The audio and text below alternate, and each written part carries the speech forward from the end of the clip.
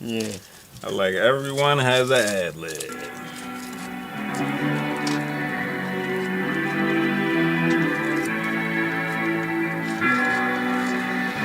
It's time. It's time. Yes. Yo, I really. It's boxing time. Yo, I really like how this song come on, yo. Like, It's MMA time. It's 6313 time. I'm up my rap. Episode 14 You better call a doctor. I hold the mic with my pinky up. I fit to break them off something proper. Don't push me to the limit. I need anger management. I might have a woosah goose flopper. Niggas hate cause everything I do nuts. Nigga George Washington called. Seeking I conquer. Can't beat them, cheat on my mantra. Barber. Andy's my sponsor. When I be gripping them clippers, I'm bonkers. Don't make me pick up that razor and punch. A partner come at your head for the thought, even cross it. Cautious. Spinning the whip till I'm caustic. Nauseous. He need to throw like a faucet. Minding the caustic. Nigga, I lost it. Loco. I go bo. I roll slow. But you know though. I throw blows. Catch both bows. Get your bell rung. Quasimotos. If a bitch weak, she can water my grass. Cause I don't fuck with no broke hoes. I rip shit. I don't be pressed. Do I seem stressed? I got it sewn close. Barcode is my logo. This trashy, these rappers is garbage. They soft as a package of barges. I'm a beast, they just let out the harness. He rappers, I don't need a garnish. Give a fuck if you like me, I'm honest. I'm I'ma get money regardless. My bitch so bad, she a goddess. My wifey Aphrodite, walking around and she high and mighty. Say she ain't met a nigga like me. Am I rolling, bitch? I might be. I ain't never trying to be broke again, cause that's bad for my psyche. No, it was the best when I was 19, but you know how crazy like me. I'm glorious. Stand ground that we gon' fight till we victorious. Look death in the eye like damn, that would be glorious. We warriors. Damn right, we warriors. We warriors. Damn right, we warriors. Stand ground that we gon' fight till we victorious. Look death in the eye like damn, that would be glorious. We warriors. Damn right, we warriors. We warriors. Damn right, we warriors.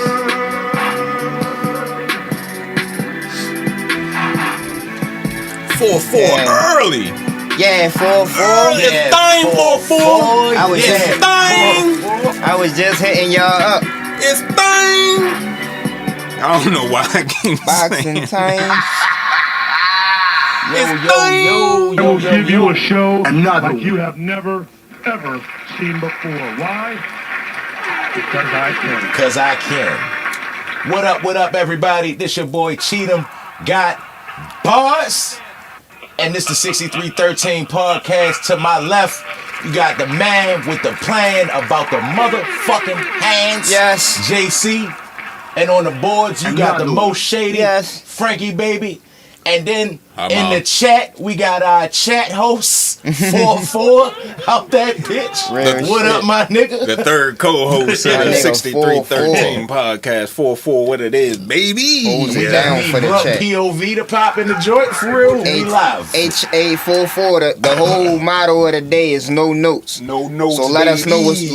what's on your mind early in the. You feel me? What you want us to talk about, yo? Off top, no Frank Ocean cheek. Before you get to your shit, I just want to let the audience know this week's episode is sponsored by Riverside FM, the easiest way to record podcasts and videos in studio quality from anywhere, all over the browser. We have a link in our description. If you hit that, you get a little discount on their subscription services on behalf of the 6313 podcast. And also shout out to our other sponsor for this week, Fiverr Logo Maker. You can create a logo you'll love for the brand forever. Yes. Fiverr Logo Maker. Your style, Fiverr's designs. Peep that link in the description. Shout out to 6313, nigga. I tell the audience We live, what they baby. want. I I go tell home. This first the time I've audience been what down they here, want. what, like freezing. Oh, it's Yeah. scorching. Yeah. AC's broke. Hello. Shit like that. Shit I'm like good, that. Shit and like that. yeah, you feel me? Cold, like Hey, yo, wintertime. soon as I sip that Keela, it was like, yeah. All right, 4-4 got something for y'all early. He said Crawford is the interim WBO champ and WBA champ. What y'all think about that? I feel like it's BS. It is. It's a bunch of bullshit. Don't let it confuse you. 4-4, because you really can't hold. The rules say, if you're looking at the rules, you really can't hold an interim belt at the same time when you got a real belt. So usually when they make you a world champion, you remove from all of the other sanctioning bodies' rankings. So he not really the WBO interim champion they just feel bad for fucking them over and giving Earl Spence the Fondora fight. So they trying to make it seem okay, but that's what's really going on. They fucked them over. And I was ready to say that, bro. Like, honestly, I think it's weird. Like, damn, nigga got 2 interim belts. That's stupid as a bitch, for real. No, he got a real belt and then an interim belt. That's still stupid as a bitch. Right. At the same time, bro, it's like, yo, they dick show so much in his career, bro. Right. He just constantly been waiting for opportunities to get belts. Right. And now they just like, shit, you want this one? Yeah. Like, shit, I got this one. Right. You want that one, for real? And to be honest, they said that the WBA, I heard, said that Jermell Charlo is still the champion in recess. So the same way they had Crawford holding up 147, Jermell Charlo was holding up 154. Like, Crawford should have been stripped of all his belts at 147. We know that he not fighting in that division no more. So the division gotta keep going. The same thing with Jermell Charlo. So I really don't know how this whole situation gonna work out at 154. I just know that Fondora got the WBC and the WBO. Crawford got the WBA, and I think Tim Tszyu supposed to fight for the IBF before the end of the year. Okay. So that's the landscape at 154 right now. But you do got some young up-and-coming niggas, Xander Zayas, Virgil Ortiz, Jesus Ramos, Erickson Lubin. You feel me? It's some guy. 154 hot right now. Hottest has been in years. Hey, yo, who the best fighter you ever seen at 154? Best fight I ever seen at 154. Mine's a Scary Terry North.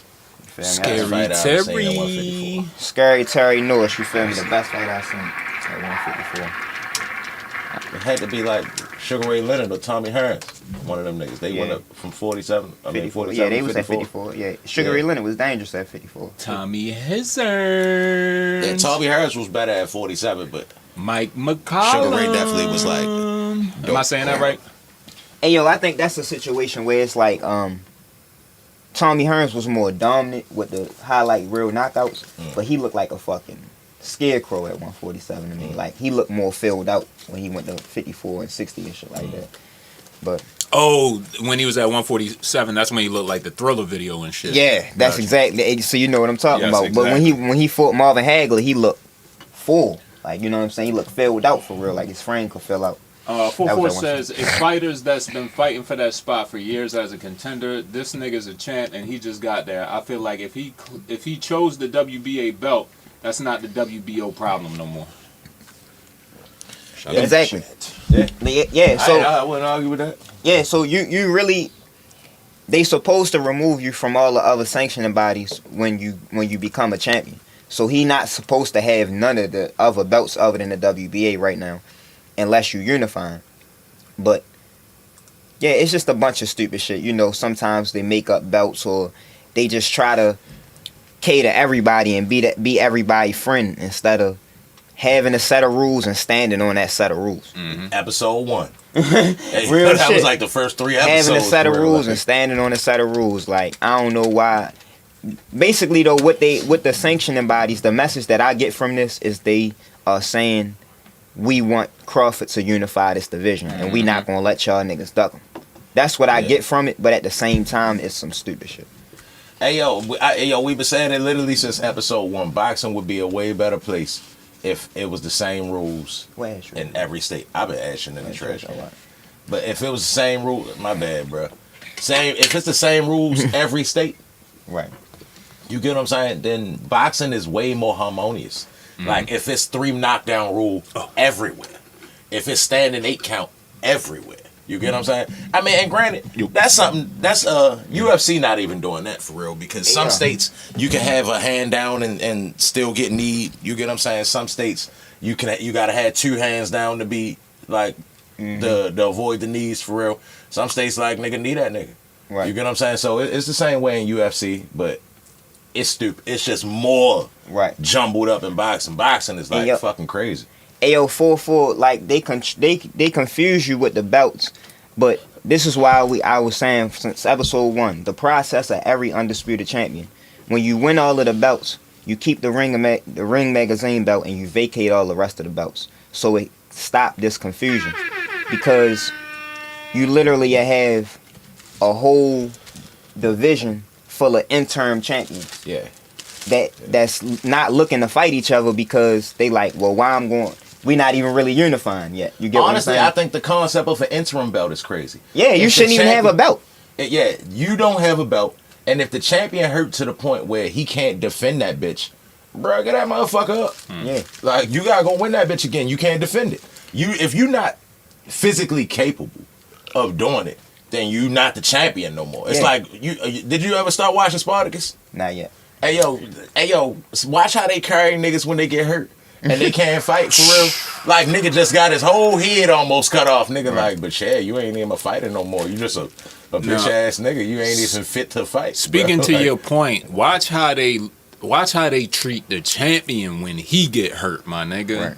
Like let's say you got a promotion and you got a champion, you feel me? And you've been backing this nigga for years because he the illest nigga alive.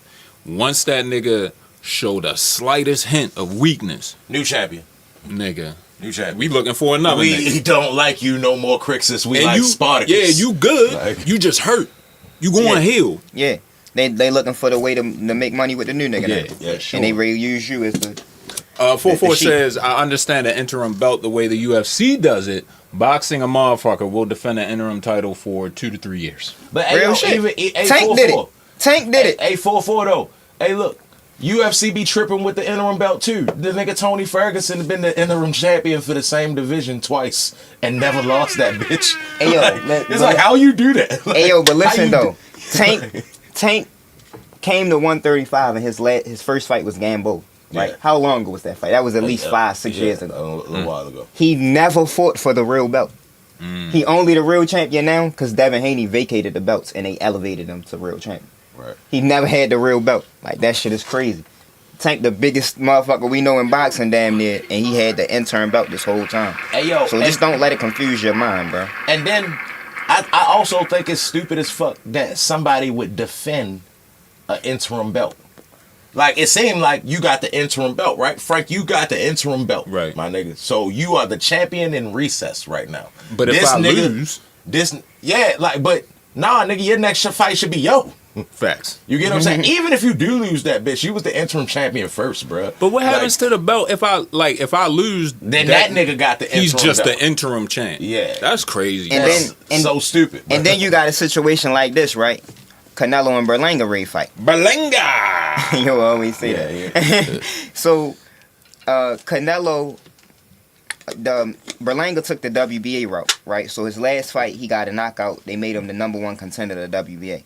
So they start saying out of nowhere, like, yeah, he Canelo mandatory now. And I'm like, well, wait a minute. David Morrell is the WBA interim champion. Yeah. He shouldn't even have a belt to begin with. Right. But y'all skipping over this nigga? Like, y'all just giving these bitches out like they participation prizes? Like, bro, why do David Morrell have a belt and why is Edgar Berlanga skipping over him? Like, the WBA should have mandated Berlanga versus David Morrell. Or, yeah, because you already know Canelo was in that bitch like, no, payday. He wants payday. I know that. Yeah, Canelo ain't trying to fight you. Honestly, at the David Morrell look the last fight, I got Canelo fucking him up for real. Hey, real quick, Canelo and I believe his opponent for his next fight went on $1 million worth of game. Y'all niggas ain't talk about that shit, bro. Yeah, it was a dope we watched interview, yo, because yeah. they did it together. But they did it how Frank Martin and Tank did. Like, they Hey, yo, did the interview together for real. Gilly and them slick for being able to pull that shit off. For sure. Because these niggas ready to scrap. Yeah. Now, granted, if they get to fighting, well, how do that work? Because if they had $1 million worth of game, it ain't like, all right, you know how when you in school, you get in a fight, but you still on school property. Yeah. You get suspended. You get what I'm saying? So if they get in a fight, $1 million worth of game, nigga, they just got into a fight. Nah, I'm pretty sure. I mean, I'm with you on the hypothetical fantasy tip, but I'm pretty sure In it's that something in that Yeah, contract. when you fighting Canelo, Yeah, it's y'all something in that niggas contract. don't touch this nigga for this Shit, fight. Caleb Plant tried to slap him and he counted him. At the face off. You right. Counted the shit out of it. Real quick. Hey yo, he knew Caleb Plant be slapping niggas for real. Not me. 4-4 got a little something for you. Said the difference with Tank is the WBA belt is the real belt, the super belt. No. Hold on, let him finish. The super belt was awarded to Loma. He didn't win the Super WBA. He won the WBA, the same belt Tank and the Super was essentially the franchise. Not saying Loma wasn't actually the champ, but that was on the WBA for creating that confusion. Same thing with the WBC and the Haney With the French and fries Loma. belt. Hey, yo. Shout out to You French on fries you belt. going to something with the last part, but the first part, yo, you gotta understand that Tank knew that he was never the real champion. Just like when he went to 140, he fought Barrios for the interim belt.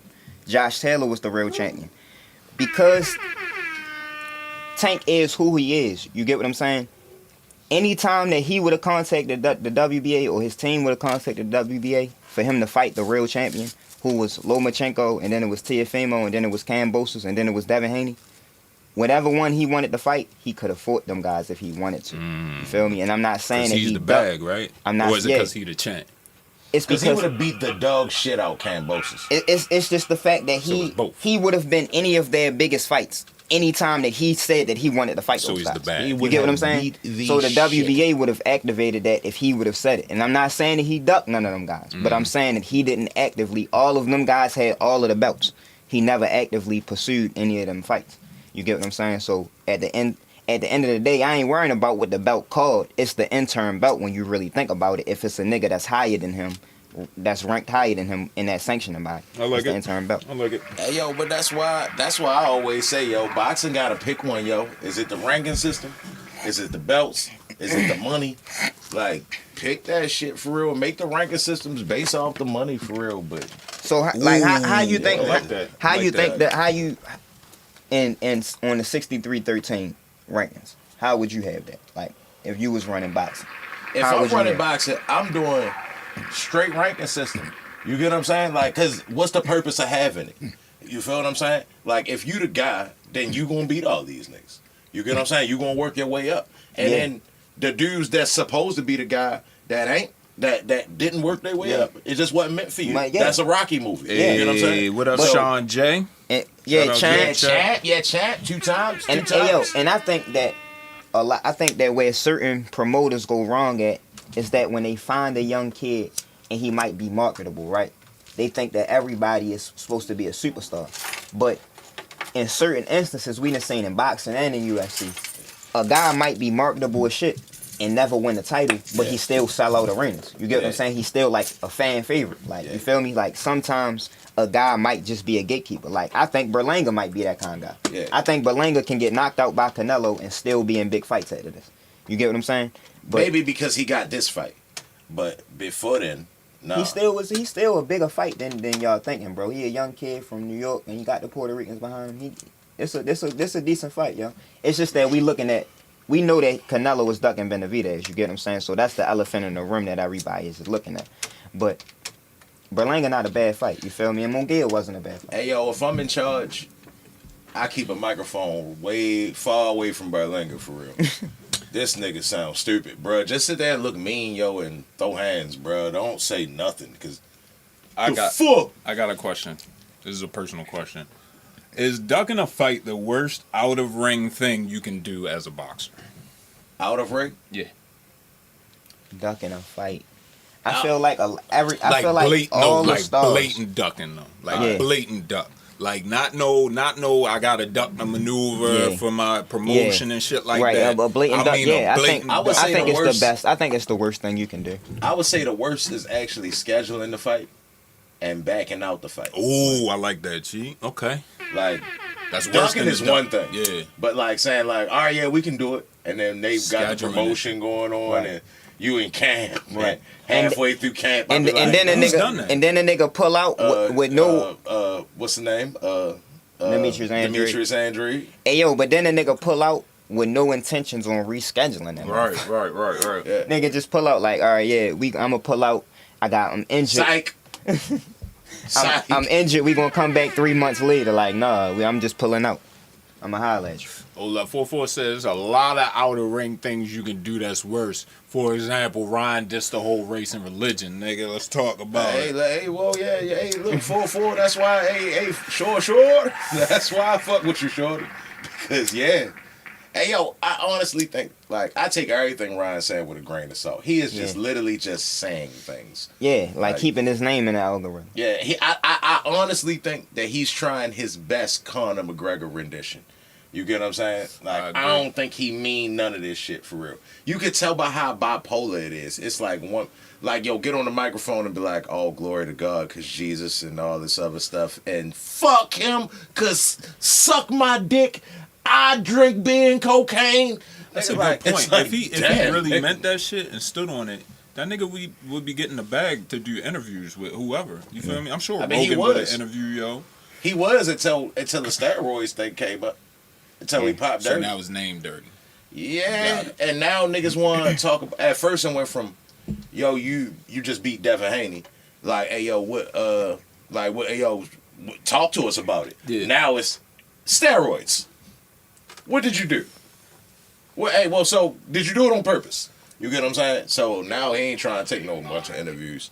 Yeah, he marked out for the box. Hey, yo, so Eddie Hearn threw a possible fight out. You know, he got a new champion from Australia, Liam Perro, and he's trying to get Devin Haney to come over there. I think they said December 7th.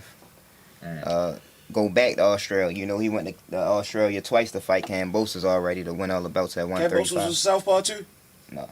Oh, I was great. Say, yo, great, go to Australia, fight two Southpaws? Nigga, he a gangster. Hey, yo, I ain't never thought Devin Haney was no sucker. Yo. I ain't the biggest fan of yo. But this nigga is a road warrior, bro. Like, he'll come to your house. You get what I'm saying? He might not knock you. He ain't got no power. You get what I'm saying? He drop his hands when he throw the jab all the time, for real. Sucker for left hooks, which why Southpaw seemed like a bad idea for yo. But but that his career is how I be saying that young guys should move. You get what I'm saying? He was a guy that everybody thought was being ducked at first, but through the business of boxing, he put himself in position to get all the fights that he wanted to get. You feel me? Whereas though he's a name in boxing now, where it's a reward for you to fight Devin Haney. You get what I'm saying? So where you once was a guy that was a high risk, low reward, people not maybe wanting to try and fight you. Now you one of them guys. You feel me? Win, lose, or draw.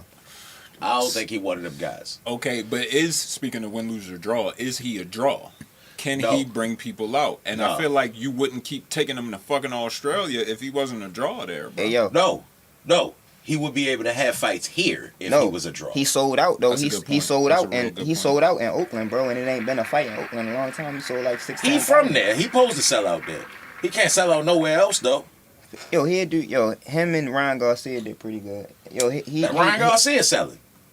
Yeah, but him and Lomachenko did good too. But he been a part of all them fights. doing the leg work. But he been a part of all them fights. Yeah, but he can't sell on his own. Can he fill up Barclays? But in fighting to nobody? Yeah. No. But he not from the East Coast though, so it wouldn't be a good spot for him. Yeah, it wouldn't be a He couldn't. I was just trying to think of something like. Yo, listen, he came to 140 and fought Regis Prograis for Regis Prograis' title in his hometown. You get what I'm saying? And Devin Haney really grew up in Vegas. He ain't really grow up in Oakland. Gotcha. You get what I'm saying? He fought in Oakland and still sold out 16,000 at the Warriors Stadium. The new Father from there. Father, old hood nigga from Oakland for real, like. Yeah, I mean, shout the Bay out all the time. But hold up, no, my nigga. If he a draw, he a draw. You can't put stips on it. That's what I'm saying. You putting stips on it. I'm not putting a stipulation on it. I judge whether a nigga draw or not, right? Like, everybody say Tank not fighting nobody. Tank is fighting a bunch of niggas we don't want. You comparing him to Tank. No, all right, well, say... Tank, Canelo, Anthony Joshua, like, them niggas gonna do different kind of numbers. But I'm saying that, like, he not on that level. But you don't gotta be on that level to still be one of the biggest draws in boxing. Is Haney comparable to Shakur as far his as numbers being do a better draw? His numbers do better than Shakur. Oh, he they do? He didn't fought on pay-per-view before. Shakur never fought on pay-per-view. Got it. Like, hey, yo, I just feel like if he fights some... Like, right now... Like, all right, say like the Kambosos fight, right? If he was a big draw, Kambosos would have had to come hit.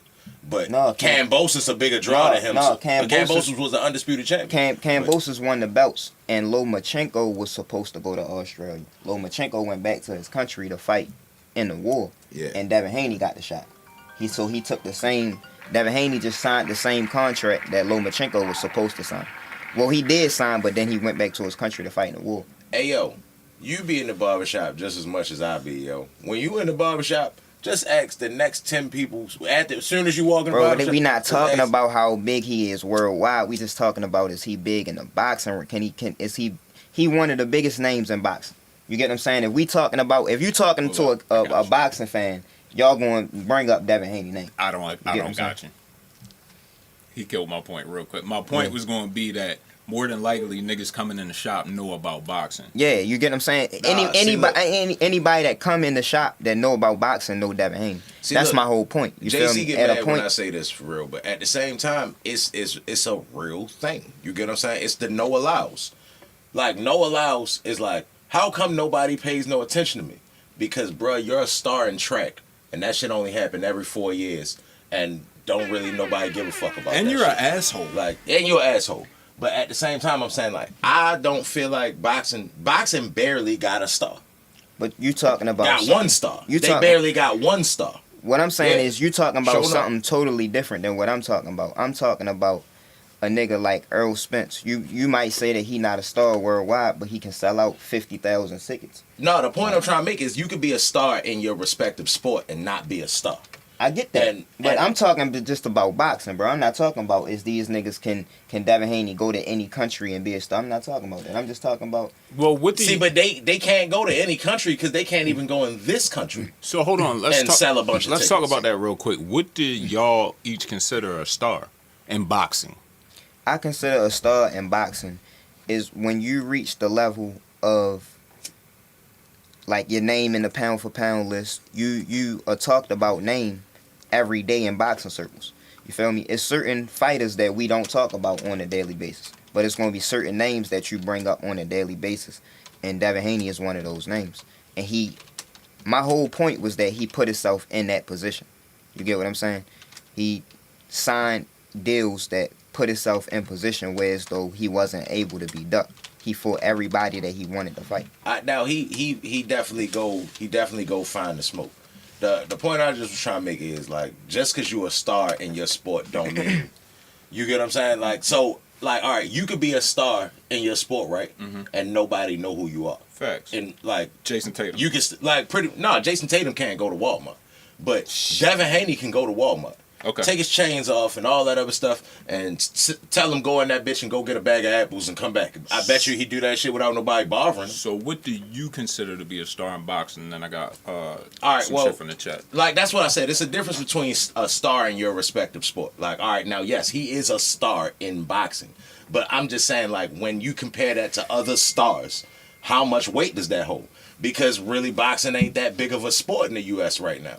You get what I'm saying? Like, the biggest stars in boxing can go in Walmart and not be noticed. You get what I'm saying? And but that's kind of what I mean by like, you nigga, you're not a star. If all right, like if say all right, I'm with you. You can't take the biggest star in boxing and put him with the biggest star in the NFL or the biggest star in the NBA. You got to drop down tiers. You get what I'm saying? Mm-hmm. So you got to go to like the third tier NBA niggas. You got to start saying like, all right, Tank and Ja Morant. You can't say Tank and LeBron. Understood. You can't say Tank and motherfucking you can't say Tank and Kyrie Irving. You get what I'm saying? You got to drop down a whole nother tier or two to be like Canelo quick, and Patrick Beverly. Before I get the 4-4 in the chat, just off the top of your head, the first two names that come to mind, give me two boxing stars, give me two boxing stars. It's only two. And they on the cusp of stardom. Who you got? Canelo and Tank. Who you got? If we talking about worldwide stars, I say Canelo and Tank, but Anthony Joshua too. Anthony Joshua. I say Tyson Fury too. Tyson Fury? Yeah. Fuck yeah, bro. Tyson Fury not that much of he a star there. He not that much of a star here though. You get what I'm saying? You go to the Target next time you're in the Target and be like, oh my God, there go Tyson Fury. Niggas gonna be like, man, chat on it. Up, bro. 4-4 say Canelo, Tank, and AJ are undeniably superstars, and now we got a superstar factor from Sean J. And then Sean J also says Canelo and Fury. Earlier, 4-4 said Cambosa didn't want to fight Devin. That's why Dev took that terrible ass deal, because he thought those belts would give him the leverage to do the same thing to other niggas. Just as many people know Shakur as they do know Allows. So which one of them is a star? Neither one of them is a star like that. Like, no Allows. Hey, yo, that's my problem with his bitch ass for real, because, bruh, like, yo, you chose to run track. Nigga, that shit, you know that shit only come every 2-4 years. So, bruh, niggas don't get to see you that often. Yeah, but fuck that nigga. There's no way you're gonna be a star. You don't get no bump on 6313, bro. Fuck out of here, no But- fouls. Yeah, but like the point I'm trying to make is that nigga. All right, say like a wrestler, right? What's the dude name? They've been trying to get him to I got named you. Jordan. He a wrestler. He a wrestler. Be in the Olympics for real. They've been trying to get him to come to the UFC forever for real, and yo just be wrestling. Yeah. You get what I'm saying? And granted, he gonna get way more love in UFC or whatever else he gonna do. You get what I'm saying? But yo choose to wrestle. He don't bitch about it. He probably the best. He one of the best ever at his respective sport. He's a star in that shit. But you don't know who I'm talking about. Facts. You get what I'm saying? Facts. Like even the nigga what's the nigga that just came from the UFC Bo Nickel? You get what I'm saying? Yeah, and as a wrestler and like as a wrestler in the wrestling world, he is the man. Yeah. They love him. I'm with That's you. Bo Nickel, nigga. Straighten up. You get what I'm saying? And UFC is like, who are you? Who you beat, Who bro? are you? You get what I'm saying? Like, so you could be the shit in your world. And nobody in this one. You get what I'm saying? Like, Asia Wilson is a star in the WNBA. But she can go only. She can go to Walmart. She can go to Walmart. You get what I'm saying? So I just think that in America, boxing is like, we love boxing. You get what I'm saying? We trying to get people to love boxing how we love boxing. But being honest about it, boxing like a D-tier sport here. You get what I'm saying? Everywhere else in the world, it's 1A, 1B. You get what I'm saying? You got soccer, boxing. But here, we got the NFL. Like, that's get all the love. I like no notes, nigga. Yeah. Yeah, I can get on my shit. I got something for you, bro. go ahead. That's not for you. Okay, that's not for me. But you can answer after JC. Evander Holyfield has as good as a boxing legacy as Muhammad Ali. Change my mind, JC. Another one. That's a good one. And I got stats if you need them. All right, I'm gonna change your mind by saying, didn't Vander Holyfield pop? No. Oh, he ain't pop for nothing. All right, I ain't gonna throw no dirt on. He this was. name. Oh, all right, but He ain't listen, get popped. He right. like the rest of them. I ain't gonna throw no dirt on this name, but I mean, he did. he didn't have to take no break from boxing like Muhammad Ali did. Good point. That Like, was my point. If just think about whoever your favorite boxer is right now, Tank in the middle of his prime, or you take Canelo or one of these guys that's in the middle of their prime, in the middle of their career, and they just take 2 years away, 3 years away. And you from can't boxing. do it. Right, and you can't do it. You feel me? And he came back and still fought some of the greatest heavyweights of all time. Ken Norton and George Foreman and Joe Frazier. Like, he fought all of those guys when he came back. He was better. Like, young Muhammad Ali when he fought Sonny Liston and Floyd Patterson, he smoked all of them guys. You feel me? So I think that Easy. Holyfield is a guy that is going to work every day with his lunch pail. You feel me? With that hard bucket hat on. Blue, blue collar. Blue Yeah. collar, yeah. You Blue feel work me? shirt on, just say Vanda on the front of that Yeah. bitch, for real. And nobody probably ever picked him, but shit, he made you wrong every time. He won the gold. No, he got robbed. He want to go. No, yeah, he lost. He lost. He got he lost. robbed. Yeah, he got robbed though in the Olympics. Became world champion. Four-time. Cruiserweight. Four-time. Four-time world. Yeah, cruiserweight and then heavyweight. And cruiserweight. So I mean, all right. Like, say if you just put accolades, all right. He's won more belts than Ali potentially could have won because he fought 2 divisions. So you get what I'm saying? So you can't kind of put that. You got to put as if he was a heavyweight. I mean, like, just their careers at heavyweight. And like how he said, Ali took 2 years off. But what he didn't say about that 2 years off is he completely reinvented himself. He came back and fought like a completely different fighter. yeah, And that's what make Ali the greatest. Because they zapped him of all that athleticism and that jab. And I mean, he always had the jab, but all them reflexes that he had where he just seemed like impossible to get a hand on. When he came back, he was human. right. You get what I'm saying? He was more in the pocket. He was laying on the ropes a lot, for real. He didn't have a lot of legs. You get what I'm saying? So he was heavier. Like, so, because I be arguing that Joe Frazier never even fought Muhammad Ali, for real. Like, you ain't fight young Cassius. You ain't fight that young. You ain't fight What's My Name Ali. You fought you was his first fight back from a 2-year hiatus where a time where it wasn't a Planet Fitness on every corner. You get what I'm saying? So, like, I don't want to take nothing away from Holyfield. Holyfield was probably the hardest worker ever in boxing. Like, he was a dog. He wasn't the fastest. He wasn't the strongest. He wasn't the slickest boxer. He was just a dog. So he like the definition of hard work beat talent when talent don't work hard. At the same time, Muhammad Ali was talent that worked hard. He was tough, bro. He was different. All right, I got a really good question from the chat. I think y'all are gonna love it. And then I'm gonna just give y'all a couple of responses to the last question I asked, because that's a Reddit question from the boxing. Shout out boxing Reddit. Okay. Ali beat more Hall of Famers, more ranked opponents, and more pound for pound ranked opponents. All facts, right? Holyfield has an incredible resume on paper, but he also has an Evan Fields problem. And let's not forget about how dirty of a boxer he tends to be. Evan Fields that's when he, like, yo signed for the steroids under Evan Fields. Ain't nobody say he was the smartest nigga. Like, not Evan Fields. Yeah, yo signed for that bitch, Hey, Evan yeah. Fields. Conspiracy. Ain't nobody say he was the smartest nigga, but he had super heart. I think we should have argued 2 different points. That'd have been a good time to flip the coin for real, because, like, Holyfield versus Joe Frazier. Yeah. Oh my God. You talking about prime for prime? What you got, Chief? Hey yo.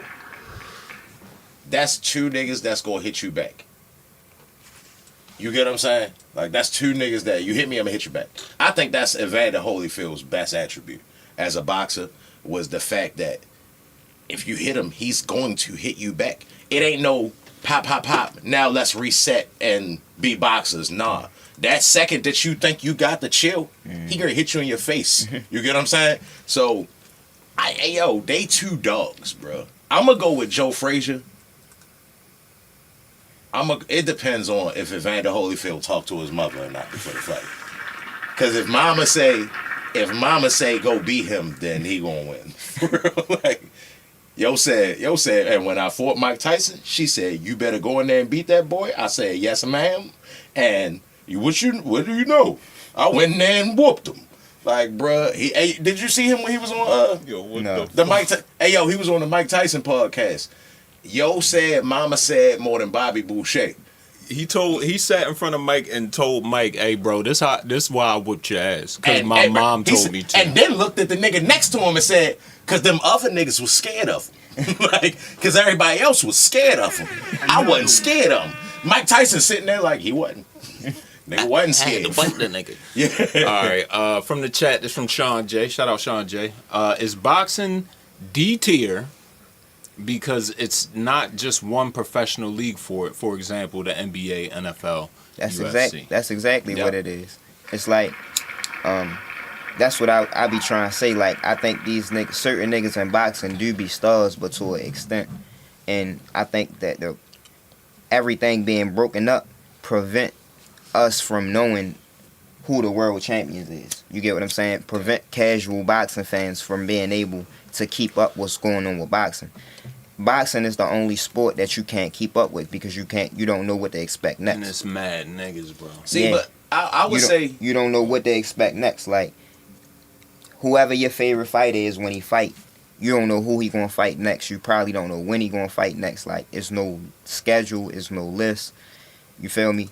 A lot of promoters don't keep you updated on shit. Like, so if you're not a real boxing fan that's willing to watch interviews and go behind the scenes and like try to figure out boxing insiders, you're not gonna know what the fuck going on with boxing for real. Real quick before you get into this shit, 44 says there's not just one league for UFC. There's just not as much money in MMA in general, and UFC pays the most out here. Shout out to 44. What you got, Chief? See, I would say that boxing is a D-tier sport because it's more competition far as shit on TV.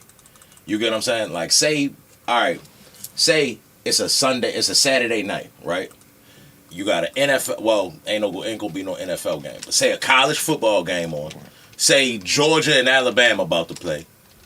Wemby about to play Minnesota, Anthony Edwards about to play, and then there's a boxing match on. Say Tank about to fight Devin Haney. Which one you think get the most love first? Say they all come on at the same time. Like, as far as the masses, what do you think people gonna watch? The other shit. The other shit. And it's because, like, all right, say like when Joe Louis was a champion or my Ali was a champion.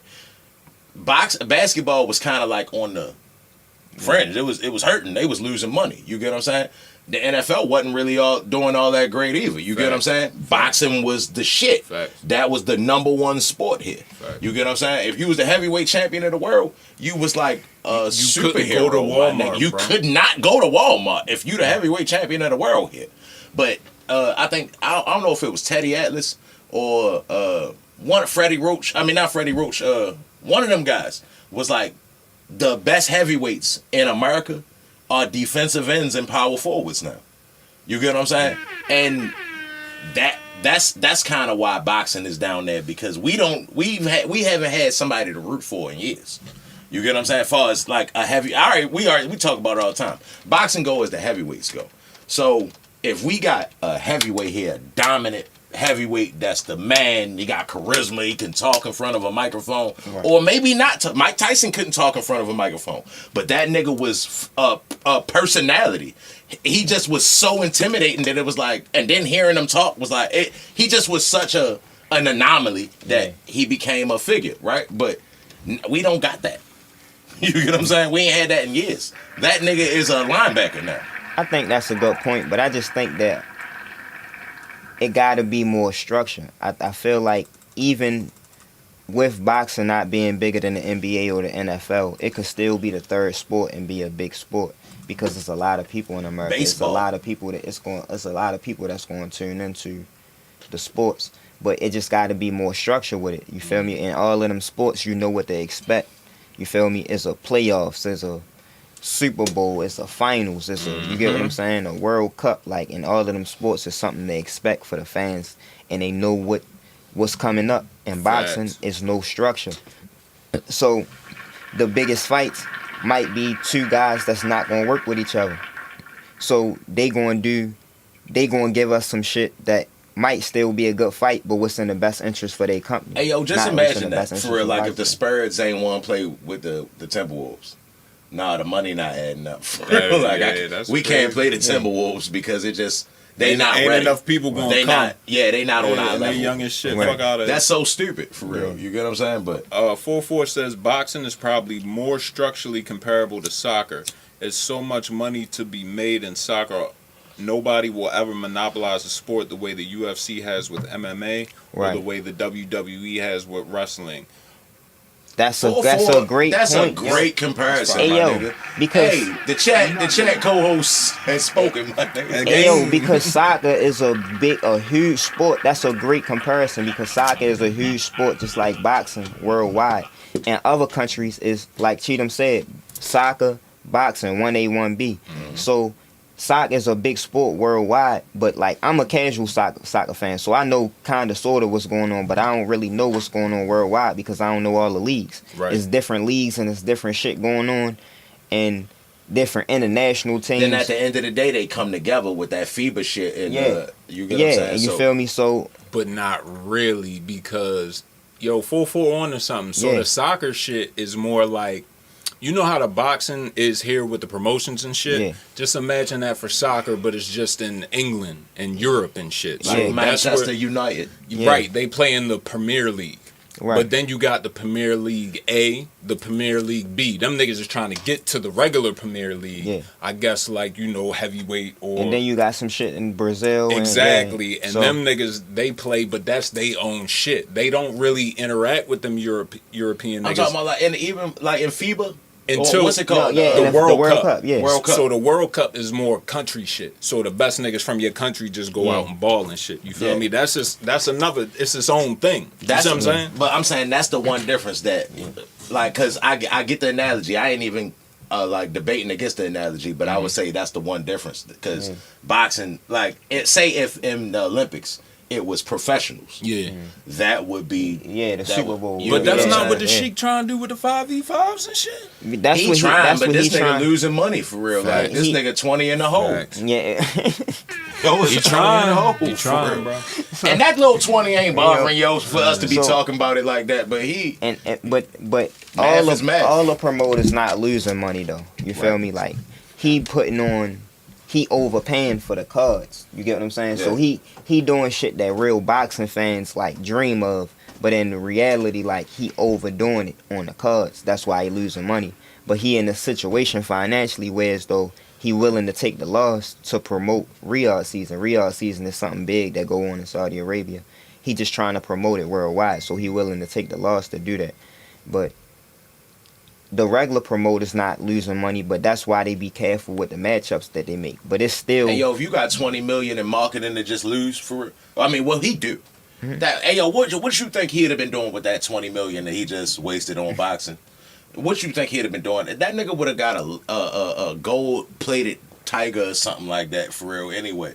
So he ain't tripping off that 20 million, bro. Like if like marketing dollars, you get what I'm saying? Like that's why niggas don't get on, cause they don't be having the money to promote theyself. This nigga got the money. I ain't know all that shit was to promote. I thought Riyadh season was boxing. What I thought it was like an event coming up. Oh yeah, nigga, it's gonna be, I thought it was Mexico versus the U.S. For real. Like I ain't know that was just some shit over there for real. Yeah. Like hey yo, shout out to New Year's. yeah, it's just it's a season over there for real, and they I'm not sure exactly what they do over there, but it's a season over there, Riyadh season. Riyadh is a big city over there, you feel me? And they just do some shit over there, and it's a certain time of year. So he promoting that shit worldwide for real. hey You know yo, what I'm saying? he hard. Hey yo, everything he doing is to get niggas to come there. Yeah. You get what I'm saying? He trying to make that shit like a vacation destination spot for Yeah. real. Like He trying to get it to be more like Dubai, but a bigger Dubai. yeah, exactly. You get what I'm saying? So he just throwing money around, money that he would have spent on some stupid shit. 4-4 Stupid- says we can send pros to the Olympics now? No. That's not what I'm saying at all. For real. Nah, 4-4. he was just- just saying. He was Yeah, just he- saying. No. he was I'm just saying saying. that if like all right in soccer, their pros go play for their country. Yeah, for in the sure. FIBA. You Yeah. get what I'm saying? So that would make boxing more.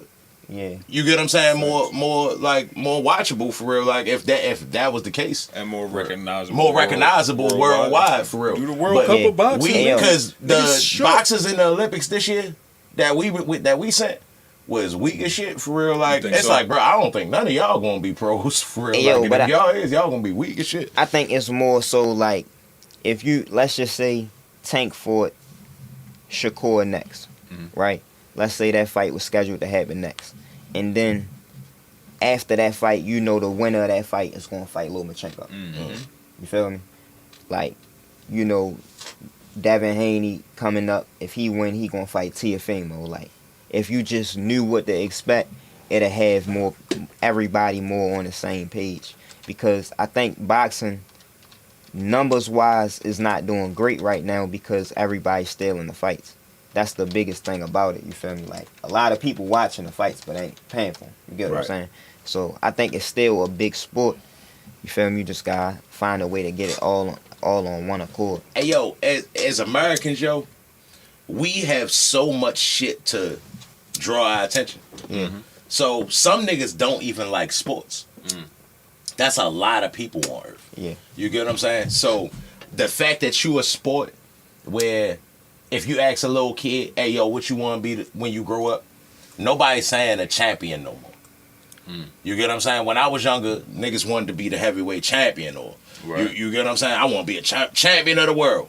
That's not a thing no more. You ask a little boy what he want to do when he grow up, he gonna say a point guard. He want to be a point guard or a wide receiver. You feel what I'm saying? It used to be a point guard and a running back, Yeah. but now everybody want to be wide receivers. But that's kind of like the shift that I'm talking about. At one point in time in rec, everybody Running back. everybody wanted to be a running back. Yeah. That ain't the case no more. You get what I'm saying? Running backs barely getting drafted. So now everybody want to be wide receivers. But I'm just saying, like, as that trend go, so does the fans, right?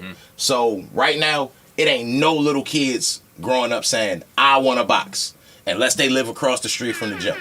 Or they You get what I'm saying? Dagestan. Or if they from Dagestan and they growing up, they fighting for a different reason. You get what I'm saying? Them niggas is learning combatives because they at war. And they just so happen to be capitalizing off this shit. You get what I'm saying? Like, they just tough motherfuckers. Like, shit, you gonna pay us to come fight? All right, cool. But here, we spoiled as a motherfucker. Niggas is in esports right now. Niggas is playing basketball games. Like, you know you can get an esports scholarship. A scholarship for electronic sports. Yeah. You get what I'm saying? We on some completely different bullshit nice in that than game, all the nigga. other countries, my nigga.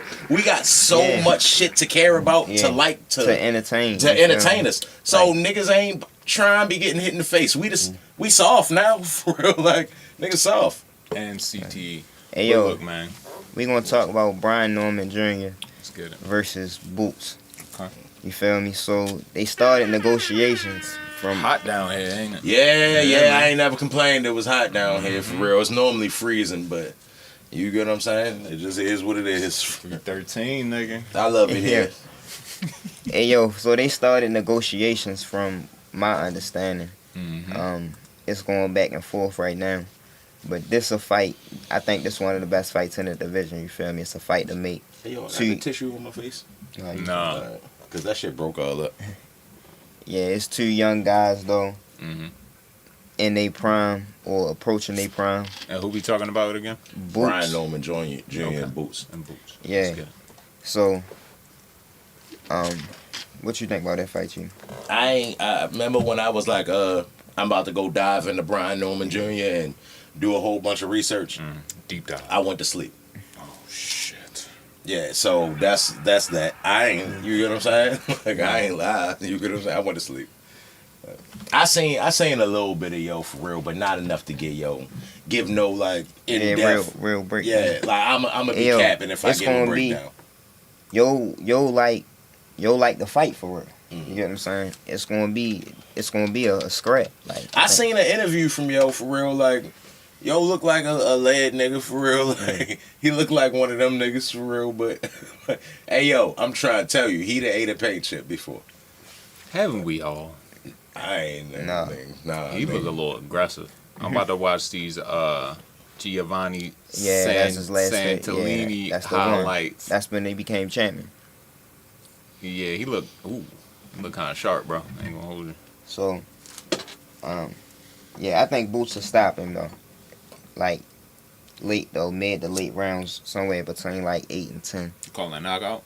This one, yeah. Ninth? Because it's gonna Ninth? be, something like that, 8, 9, 10. Okay. But it's gonna be like a good back and forth scrap though. You feel me? The whole way through, like it's gonna be a good fight. He gonna bring a fight out of Boots. That's why I think he gonna get stopped.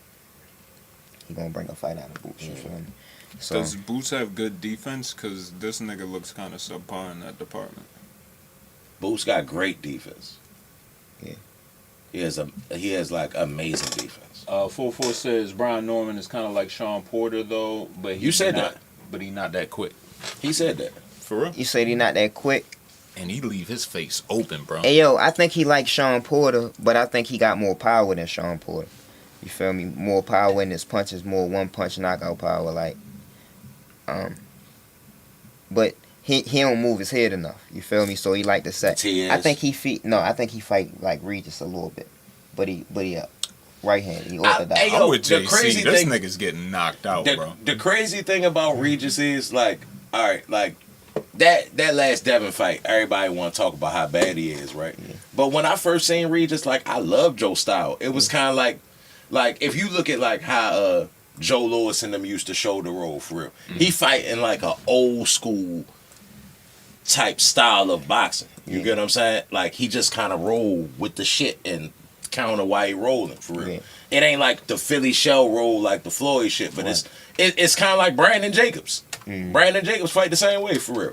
But I like his style for real. Like I don't know. I guess it's just he the one that's using it. Right, but I say he fight like Regis because Regis got power in both hands, and like if he's able to sit down on his punches and time you, he can be a problem for you. But I think that if you're moving around and punching in between his punches and making them be defensive at the same time, you know, you'll have a stationary target. Yeah. So. I 4-4 think said I'm with JC. He do fight somewhat like Regis, and Regis is a dog. Yeah, he a dog for sure. Both of them dogs. Brian Norman a dog. Yeah, I like Regis for real. So if he like Regis, I gotta watch him for real. Ain't he from Philly? Yo, Ooh, Brian Norman. Yeah, he from Atlanta. Bro, Boots from Philly. You fuck with Brian Norman, but you say he getting knocked out in the 9th. Yeah. Because Boots, I think two things can be true. He might go down in the 5th off of this shit I just seen. It might be early. Because his face too open, fam. Two things can be true. Yeah, I think it could be early, but I think it's a fight that need to happen because it's gonna be a unification fight, a IBF and WBO unification fight. They I think the only belt that they ain't stripped Terrence Crawford of yet is the WBA with Stanionis, but Mario Barrios, the full champion of the WBC now, Brian Norman Jr., the WBO, and Boots, the IBF at 147. Let's unify. Yeah, Boots should be going to hurry up and go beat them niggas up so he can move up. Yeah, so he can move up. Because he ain't got much longer there. He already big as fuck at 47. Yeah. So he going to be better at 54 for sure.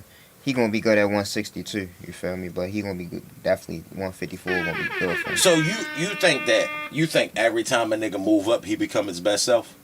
No, I look at like the way that a guy built, kind of, sort of. You feel me? So like,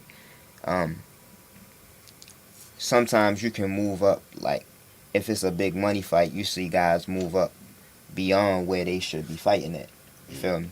But when a guy come in like 147 is Boots' first weight class.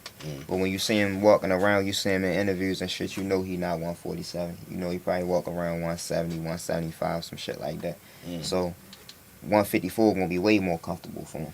So I don't think it's like necessarily I'm saying like he should fight at his walk around weight. I'm saying that like it's a tween spot. Yeah, I know that he cutting a lot to get the way he at. You feel me? Like Devin Haney, I knew that when he came up to fight Regis, I was like, this ready to be the best performance of his career because he was going to be able to breathe a little bit more and, you feel me, rehydrate the way he did. Because the difference between now and today, like, say like Sugar Ray. Sugar Ray, best weight class was 47, right? That was his first weight class he started in. So that's normally, it seemed like that's normally when you do your most damage. When you first come in, I'm in this weight class, I'm fucking shit up, and now after I fuck shit up, I move up. That's not though. That's not like that might have been the god of the old, but I think like in the 90s that changed because when you seen guys, everybody of that time moved up. Roy Jones, Pernell Whitaker, Oscar De La Hoya. Roy Jones was a lunatic. Oscar De La Hoya, Floyd, Shane Mosley, like all of those guys moved up in weight from where they naturally, from when they first started fighting at. So Floyd came in 130, but you gonna naturally move up because you get what I'm saying. You're gonna be bigger when you're 40 than now. You get what I'm saying? Yeah. Like nigga, I'm way bigger than what I was at 22 for real. So yeah, but it's still a younger man can like cut weight easier than an older man can. So when you first come in, you're gonna be fighting at a weight class that's not necessarily your weight class, but you can get there. See, but yeah, that's Shakur fought at 126, bro. But that's what I'm saying. He need to do as much as he can while he at this lower weight class. Yeah. Before he step in there with the killers. Yeah. You get what I'm saying? Like, go ahead and be undisputed in this weight class for real. If you can make it that far. So now you understand that's been my whole point for the last couple episodes. That's exactly what I'm saying about Tank. Because it's gonna give him all the experience that he need before he go up and fight those guys. I would never argue against that. The difference with Tank is that I'm saying that Tank, all right, so Boots' big fight that he talking about is Terrence Crawford, right? Or let's just even say it's Errol Spence. Like, those fights gonna happen at 154. Like, we know that he gonna go to 154. You feel me? Why I'm saying that Tank need to fight Teofimo and Devin Haney now rather than later is because those guys is gonna go to 47. I think that Tank is gonna go to 47 at some point in time in his career too, but towards the end on some money grab type shit, not to a weight class that he really competing in. I think he really gonna compete at 140, but you don't want to go to 140 and then them guys at 147 and now you trying to drag them back down to 140 for a fight. You get what I'm saying? Like, I think that the higher the weight class go, the more that them fights start leaning towards those guys. Like, I think that he'll beat T.O. and Devin Haney. But if he fight T.O. and Devin Haney at 147, them fights look way different than y'all think that they look. See, but for fight's sake, yeah, I get you. But, like, for career's sake, nigga, like, like, we're different size niggas. Bro, so I can't get up there where y'all at. You can get up. You can get up there because I just told you. No, I'm talking about, like, if you say, like, when you was like, all right, he need to hurry up and fight them because them niggas trying to move up to 47. Devin Haney already there. You get what I'm saying? He talking about his next fight, Gary, be at 47. Like, he been saying that. I mean, but the point I'm trying to make is that just means you're a different size nigga, my nigga. But y'all was in the same, bro. Y'all but you were dying to get there. We called them the Four Kings. You get what I'm saying? Tank, Ryan Garcia, Teofimo Lopez, Devin Haney. All I'm saying is, bro, when Floyd was coming up as Pretty Boy Floyd, everybody that was elite, that at that time, he still at some point in time fought them. No matter, even if he had his comfortable weight class was 147, right? He was fighting them guys. He fought Shane Mosley, Oscar De La Hoya, Canelo, and Miguel Cotto all at 154, and they all guys that he really had to fight. Like, but them niggas that was coming down. What you mean they was coming down? Cotto was a 55 nigga that came down to 47 to fight for. No, he fought them at 54. At 54. And he was weighing in at 150, 151. He wasn't even coming in at 54. That's what I'm trying to tell you, bro. Sometimes you gotta go up and wait the fight the best guy. That's Floyd though, for real. Like, nigga can't compare nobody else to yo. I'm just saying, like, that if I'm 135, bruh, and you all the way up at one, you talking about, you not even talking about, nigga, you calling niggas out at 47 already. What that got to do with him fighting them at 40? I just came in my last fight 133 pounds. All that mean, bro, is that means I can go to Ayo, Tech really should be fighting at 30. Bro, if he came in at 133, he didn't fight at 133. He weighed in at 133. He didn't rehydrate. He rehydrated past 140, meaning that he weighed more than 140. He can fight at 140. That don't mean that you can fight at 140 because he fought at 140 niggas already. No, I get that. Bro, you trying to cradle his career like a soft Amazon package. No, my nigga. Like a fragile Amazon package, bro. You don't want this man to take not one chance. You don't want this man to take not one chance, bro. He one of the best in the game, stylistically. Across the board, bro. He's one of the best fighters in the game. He already fought at 140, bro. Why can't? All that mean is that them niggas is going to be coming into the fight more uncomfortable than him if they gotta lose weight and then trying to gain a whole bunch of weight back. He gonna be comfortable as shit at 140. That's not true, yo. Because go ahead. My bad. No, you good, Cheat. I just want to get 4-4 shit off, and then you shit off. 4-4 said Floyd was in the best shape at 135. His IQ carried him to 147 and 54. I don't think the difference was how his body reacted to the weight. Yeah, even Pacquiao though. Pacquiao 5'5", bro. You get what I'm saying? Like everybody. Pacquiao was on the Evan Fields. Pernell Whitaker. You get what I'm saying? Everybody, bro, that fought at lightweight at some point in time fought at 147, bro. Like, nah, but all right. It's ain't like what you basically saying is that he should retire without fighting Devin Haney and Teofimo Lopez. Nah, I'm saying that is what you saying, bro. I was just about to say that. Like, I'm saying that the casual fans will try to force a circle peg in a square slot. Okay. You get what I'm saying? Like, they didn't come out and say we the Four Kings. Fans did. You get what I'm saying? These is 4 different size niggas. I'm not arguing that they shouldn't fight. I'm just saying that, my nigga, the fact that this nigga is at 47 already, he might even. He's not at 47. Ain't none of them fight at 147, bro. You keep saying. All right, but look, he's calling niggas out at 47. He just damn near died making 40 the last fight. For real, like both of them niggas barely made. Ryan ain't even make it. But you get what I'm saying? So all them niggas that's in them Four Kings, the Four Kings, are bigger than yo. You get what I'm saying? And they showing it. The proof is in the pudding. Yeah. Nobody's making weight easy. Devin Haney just moved up from 35 to 40 and still had trouble making weight. Yeah. So that means he's a bigger guy. My nigga, he's great in his career at 54 or 60. You think Tank going in his career that he's a bigger guy? Was Oscar De La Hoya not bigger than Floyd? Oscar De La Hoya, Shane Mosley was bigger than Floyd. Miguel Cotto, Canelo, all of them was bigger than Floyd, bro. Right, they was at 154. You comparing Floyd, and he also fought them niggas when they was old. And you saying Floyd shouldn't really be in the conversation because it's Floyd.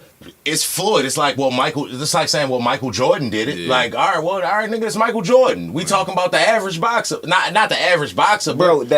You can name, if you name any boxer. Some niggas is going to be the exception to the rule. If you name any boxer off the top of your head, it's going to be a nigga that moved up in weight. Now, it is some exceptions to the rule. Like you're saying, Marvin Hagler for that one weight class. Triple G for that one weight class. Bivol for that one weight class. They the three I can think of off the top of my head. But if you just name a boxer off the top of your head. Every heavyweight for that one weight class. Other than heavyweights, bro. Yeah. A nigga that moved up. Even cruiserweights move up to heavyweight. Everybody move up in weight. Because nobody wants to be a cruiserweight. Everybody move up in weight.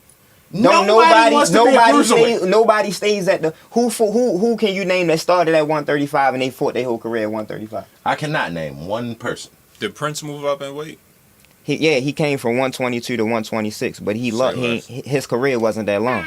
The archive. That's your new name. You the archive, bro. Yeah, but everybody move up in weight, bro, because the natural thing is when you start your career as a 21, 22-year-old man, you can cut to a weight that you're not naturally supposed to be fighting. I'm not saying not to move up in weight, bro. But what I'm saying is, if Tank fighting at 135, right? Yeah. He just came into the weight. He just came and weighed in at 133, right? So that means that he's capable of getting down to 30 probably. But he just came in at 133 in a fight that he was supposed to be at 135, right? All right, the nigga that you talking about fighting is trying to move up to 47.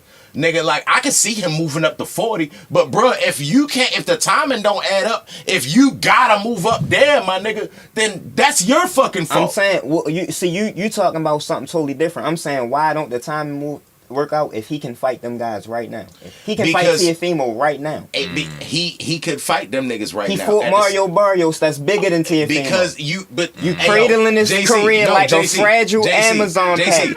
You know you or me or nothing that I have to do with why they not fighting. The powers that be. You get what I'm saying? It's not the powers that be. I'm talking about what you're saying. If the power, but you talking about why he ain't fighting them. Like, it's up to him. Nigga, you think he could just go fight Teofimo if he wanted to? Yeah. No. Yes, he could. No. Listen, bro, he was just ready to fight Lomachenko, that fight on Top Rank. Listen to what I'm saying, bro. Tank is in a position where who he want to fight, he can fight. He demand that kind of money for the sport. That's your argument for real. He demand that kind of money for the sport. He's saying he not, bro. He said he wanted to fight Frank Martin. So Al Heyman ain't got no say-so? He said he wanted to fight Frank Martin. He said he wanted to fight Ryan Garcia. And that's niggas that Al Heyman signed off on. Ryan Garcia. That he gave the okay. And he was also ducking, bro. Remember, he was ducking low. Yeah, but what I'm saying is, I don't think it's up to him. But what I'm saying is, Lomachenko.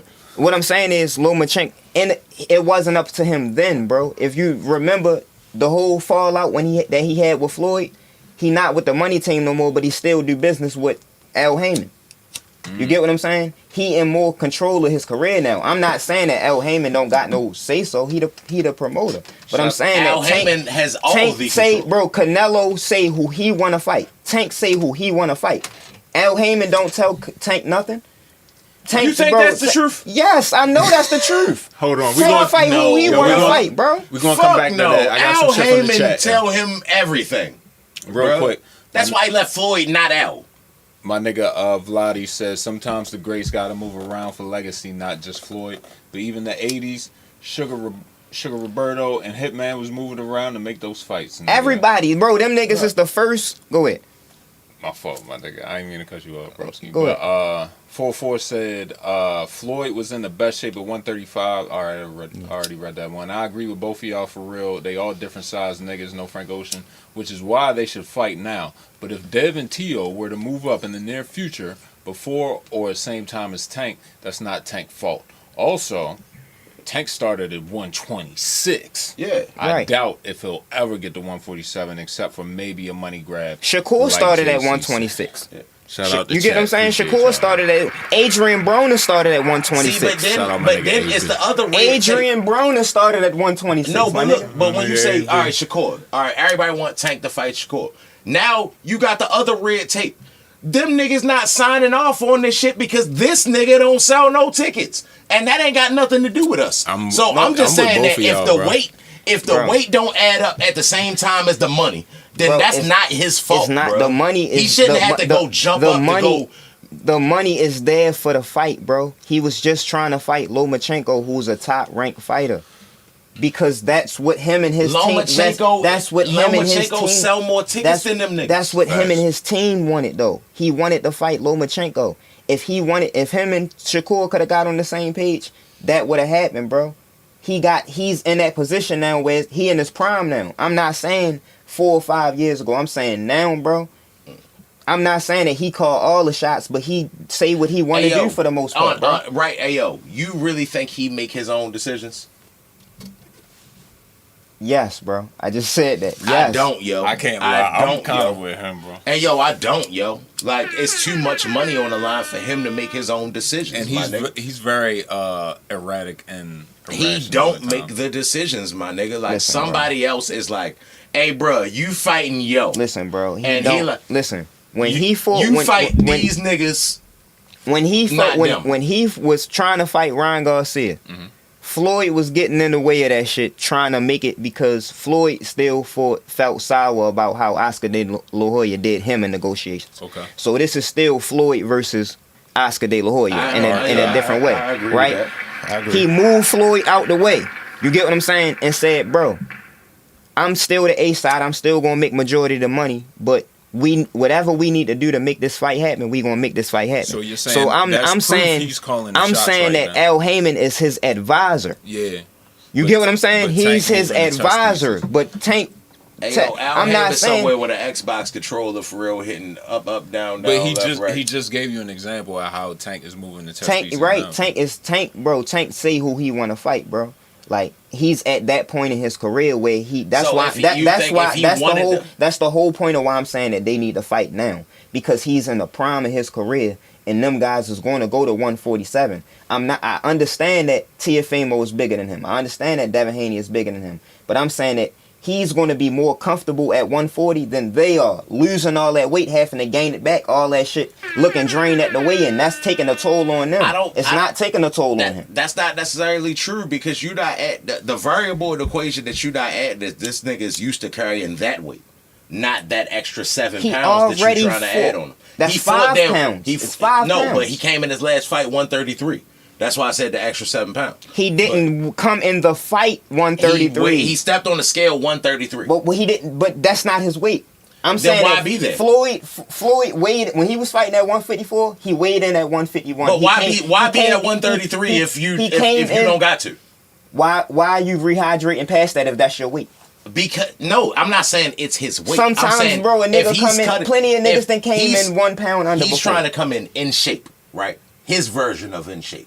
So he go get on the scale. He got on that bitch and was 133.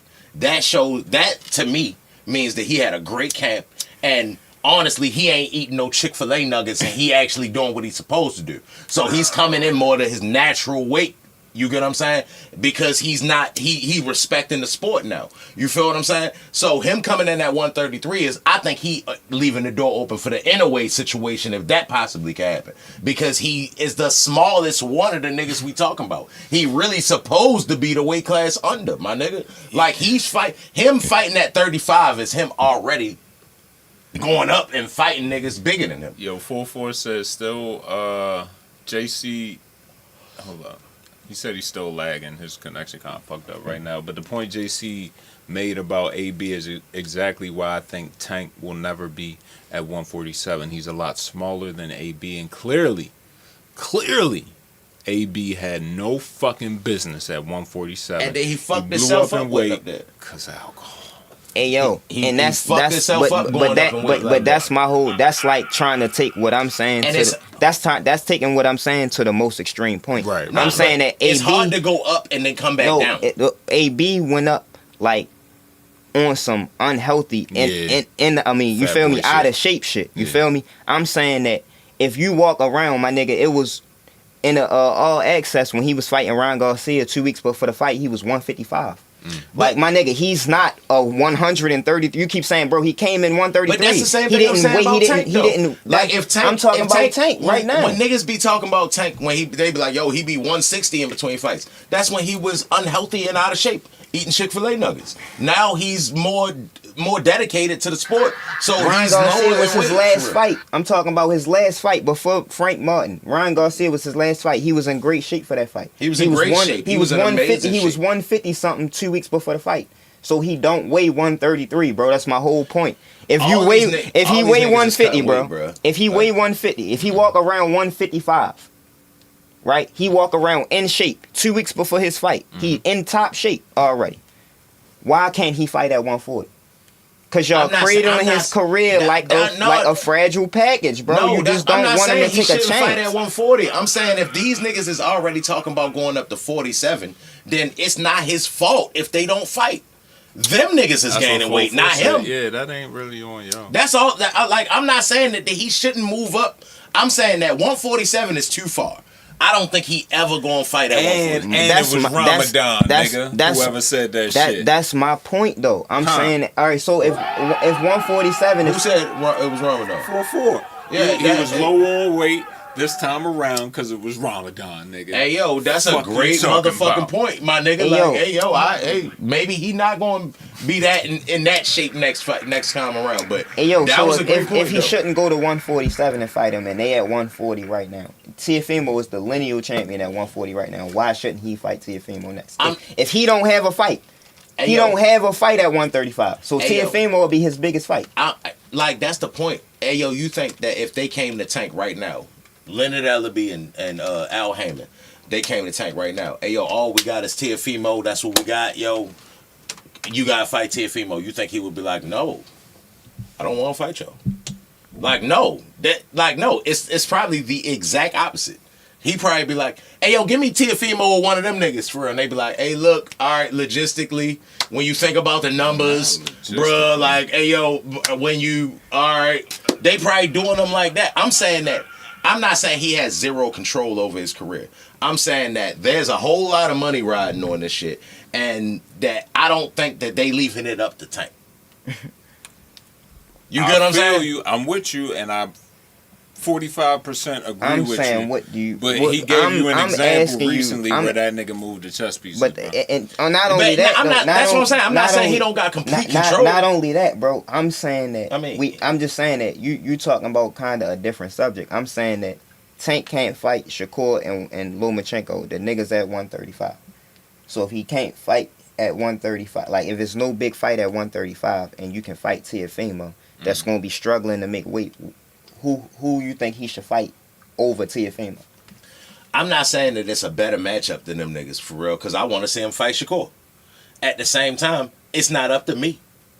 I don't think it's up to me. I don't think it's up to you. I don't think it's up to Tank. You get what I'm saying? I think it's up to them niggas. But that's the point I'm trying to make. You get what I'm saying? Like, I don't remember last episode we was talking about how much the fan, like you was like the something about the fans. How much the fans really had, like how much weight we really hold. And you heard what my answer was.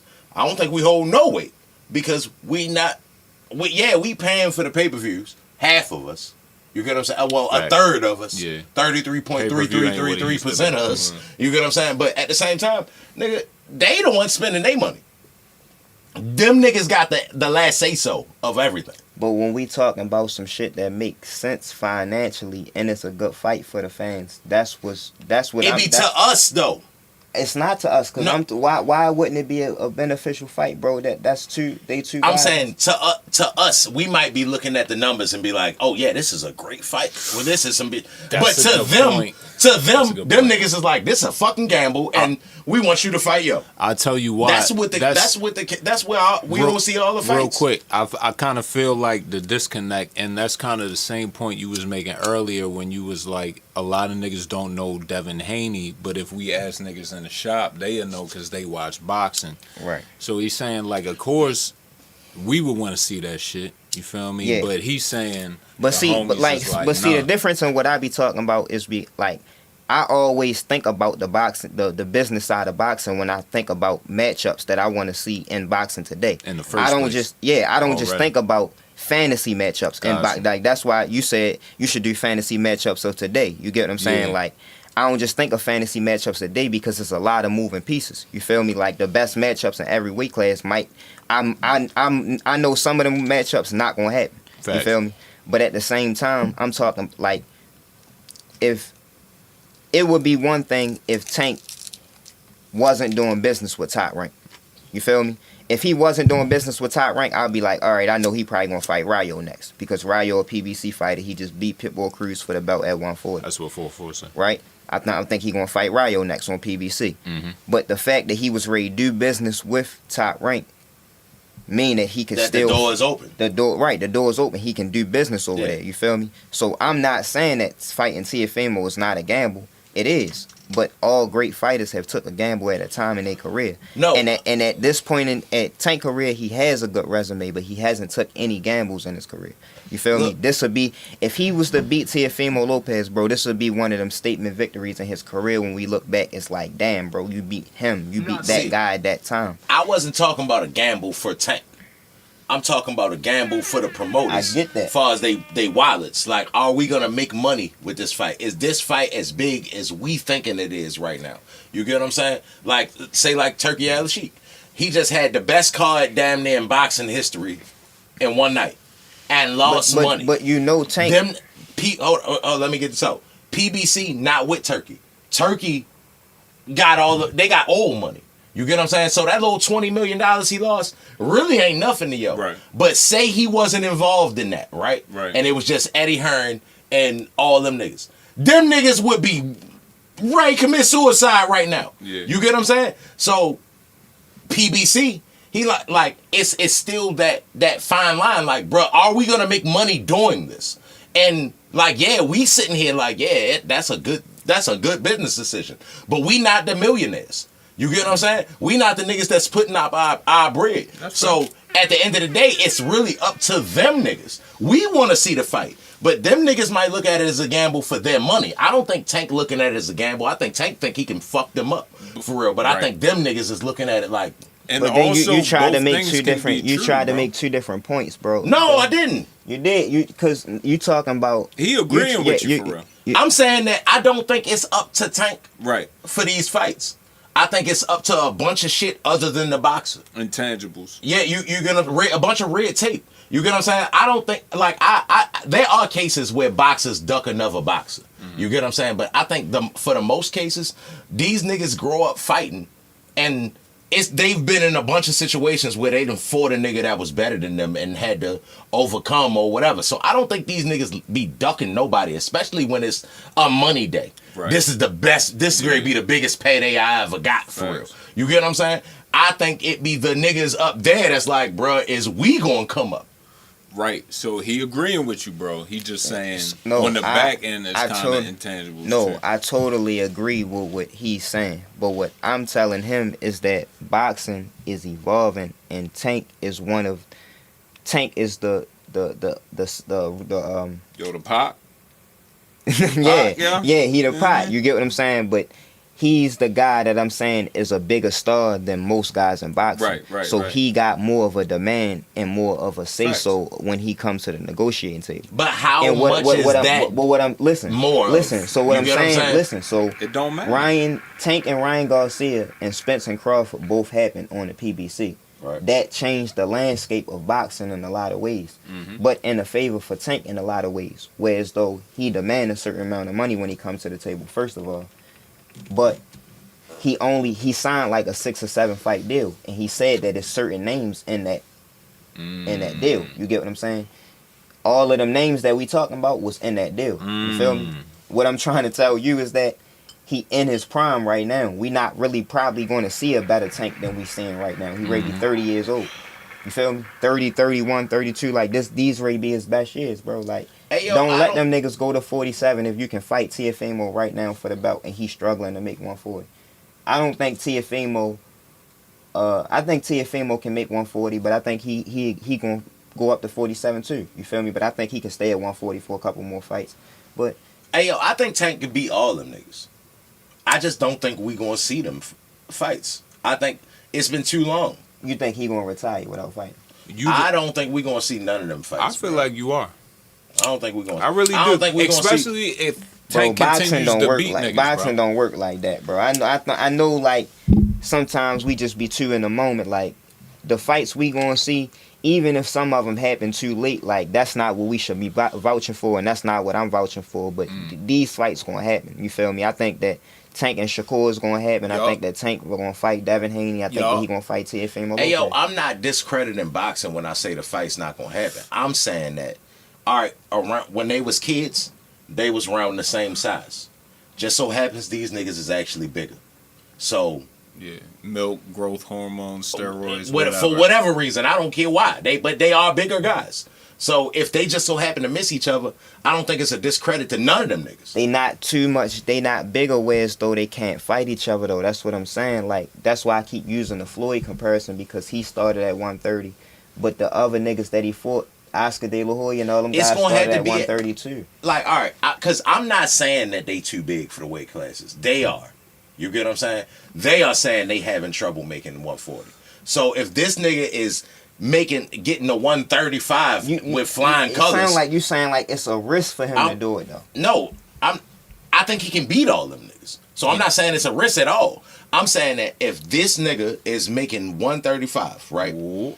Easy. Blunt in the chat. Yeah, blunt POV. Hey yo, but like if this nigga is saying, hey yo, I make 135 easy, right? And these niggas are saying, shit, that 140 shit ain't, bruh. I feel you. You get what I'm saying? It's like it's nobody's fault. Y'all too big. That's why we clashed y'all together. That's why we made the the mistake because y'all was the same size when y'all was kids. Wasn't it niggas that you was bigger than in elementary school, and the next thing you know, when you got to high school, this nigga 6'6", 300 pounds. Like that's what happened. So it's not their fault, bruh. And like, hey, yo, honest, like the whole point of me talking right now is I'm trying to say that the boxers don't have as much control over this shit as we making it seem. And to your point, Blunt POV says, I just don't want it to turn into Floyd and Pac-Man situation. And Exactly. Where they like 30. Exactly, and that's what I'm trying to explain to Cheatham. Like, bro, when you fighters are the same elk, like them niggas is not so much bigger than him where they gonna fight. I'm trying to tell you that Tank is going to fight at 147 and 54 before the end of his career on some money grab shit. I know that he's going to do that, bro. It's going to be somebody that's green with a belt at 147 and he's going to go fight him. But that's beside the point. Those guys are going to go campaign at 147. I agree with that. Yeah, those guys are going to go campaign at 147, 154. That's a big motherfucking difference, though. Yeah, but what I'm trying to say is that they still of the same elk. They still in the same era. They still can fight each other because they all around the same Hey, yo, weight. if I campaign at this weight class and you moving up to this weight class, I'm more used to carrying around this weight. See, like, we look at them 3-4 pounds and just like, oh, it's 3-4 pounds. But them niggas move different with that, minus that 3-4 pounds, plus that 3.4 pounds. That's what make a style clash when you compare a big fighter fighting a lower fighter. That's what make the style clash because the bigger guy probably is a bigger, stronger guy with one punch knockout power, and the smaller guy is faster, in better shape, and can move around. So that's what I'm trying to tell him. The fight need to happen now because those guys are going to go up in weight. But he's going to be in so much better shape at he can come in 136, 137. He don't got to weigh 140. He's still going to be in great shape. And them guys going to be sucking their body down, rehydrating, dehydrated when it comes time to the fight and shit like that. So, but Hey, if that's y'all watching Tag Tanking this shit, man. We've been talking about you for like the last 30 minutes. Hey yo, but that's the point of them niggas doing that shit. They wouldn't do it if they didn't feel like they gain a competitive advantage from being. It's not always that. It's not always that they trying to gain a competitive advantage. Sometimes it is that, but sometimes 99.9% of the time a nigga cut weight, they trying to get a competitive advantage. Sometimes you trying to get the biggest fights that you can get. You feel me? Like, yeah. So, okay. Like Sean Porter always talk about, like, he was a football player. You feel me? But he had to stop powerlifting when he became a boxer. Because he had to get so he could get down to the welterweight division, because the welterweight division is a glory division in boxing. You feel me? So he was like, I didn't want to fight at 154. I didn't even really want to fight at 160. I wanted to fight at 147. I wanted to be the welterweight champion of the world. All right, but that's him saying that shit, right? At 160, you think he would have been Sean Porter? He probably would have just been another nigga boxing. He beat Usyk in the amateurs. He beat a nigga that's the heavyweight champion of the world right now. He beat Usyk. In the amateurs. He beat him. In the Devin Haney beat Ryan Garcia in the amateur 3 times. All right, so can I ask you just something? got knocked dead. Can I ask you something? If I beat you in the Olympics, that don't mean shit? I mean a lot. Hey, yo, it's different. That's an amateur, bro. True, very it's true. It's different bro. rules. Very true. Yeah, go ahead. But if I beat you in Dagestan, that don't mean shit, bro. If the rules change, yeah, the Olympics is amateur. That's a whole lot of pity pat. Nigga not trying to come, like, when you land in a bunch of jabs in a boxing match, nigga will say you losing fighting like an Olympic nigga. You know what I'm saying? He like called it running. Last week. He called it running. What I'm saying like is, an Olympic nigga. I don't think that if just because you beat somebody in the amateurs, that means you can beat them in the pros. But when you beat somebody anytime in life, it means something. It means something anytime in life. But we talking about a guy that's the difference. Like Sean Porter fought his career at 147. We talking about a heavyweight. So that's like me and Cheatham fighting in the amateurs, and now we grown. He fight at this weight that he is now, and I fight at this weight that I am now. And I beat him though. That's impressive, bro. Yo, like, however you try to look at it. 44 said Usyk fought triple-digit amateur fights. You have to give Porter credit. And he also says that's not always true, JC. A lot of times the smaller guy is stronger because they're more compact. Think about Tank and Shakur fight, or Tank and Dev. He's going to be the stronger, harder-hitting guy. Yeah, I wasn't saying that I wasn't saying it in that instance where the smaller guy might not be the stronger guy. I'm saying that when you coming up in weight, a lot of times the smaller guy is just the faster guy, but he be in better shape because he be fighting more closer to his walk around weight, fighting guys that's cutting a bunch of weight. You feel me? So that shit just be any given Sunday though, because that's the point of them niggas cutting all that weight, because they feel like they gain a competitive advantage. Like if you wrestle, right? I wrestled in high school. The nigga that if you can make 205 but then you wrestle 185, you doing it because you feel like they're smaller niggas. Yeah, and I can have my way with them niggas.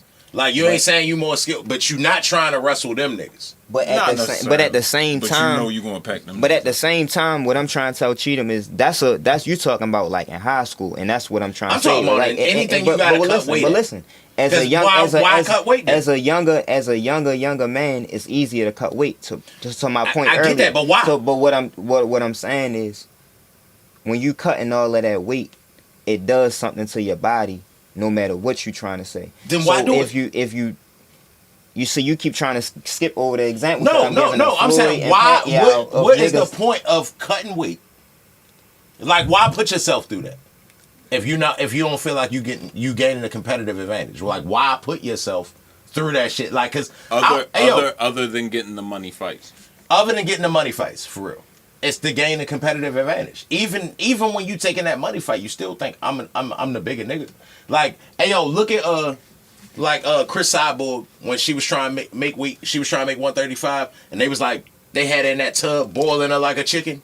Like, why put yourself through that if you don't have to? You get what I'm saying? Like, why not fight at what you walk around at? You cut weight so you don't have, you avoiding something, or you not trying, all right, say Devin Haney. Devin Haney shouldn't be in the ring with Errol Spence and Terrence Crawford and them. So, but even though he's supposed to be, like, far as weight-wise, nigga, you they size. You the same size as them niggas.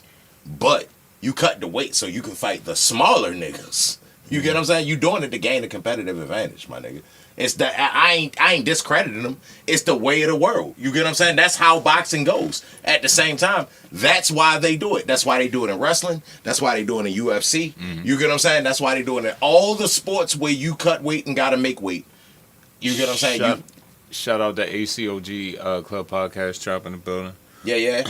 Also, 44 says, I used to wrestle too, but I used to wrestle up because niggas was slower, but I was tall and skinny. So I was wrestling stronger, faster guys, nigga. What's up? But that made 44 know exactly what I'm talking about, because when he wrestled up, he was still wrestling the nigga that was cutting weight. A nigga running around with a trash bag thinking he was trash. You get what I'm saying? Like, he's still wrestling a nigga that's cutting weight. The majority of that's just how it works. That's the game, real. bro. That's the game. That's the game. I'm just saying as a fact, like, I ain't talking whether it's right or wrong or not. Yeah. I'm just saying that if you cut weight and you a bigger guy that's trying to make this weight class, you trying to do it for a competitive The advantage. point is, you feel like you're gonna be a bigger, stronger guy. Everybody move up in weight. That's the point, though. Everybody move That's up. where we started.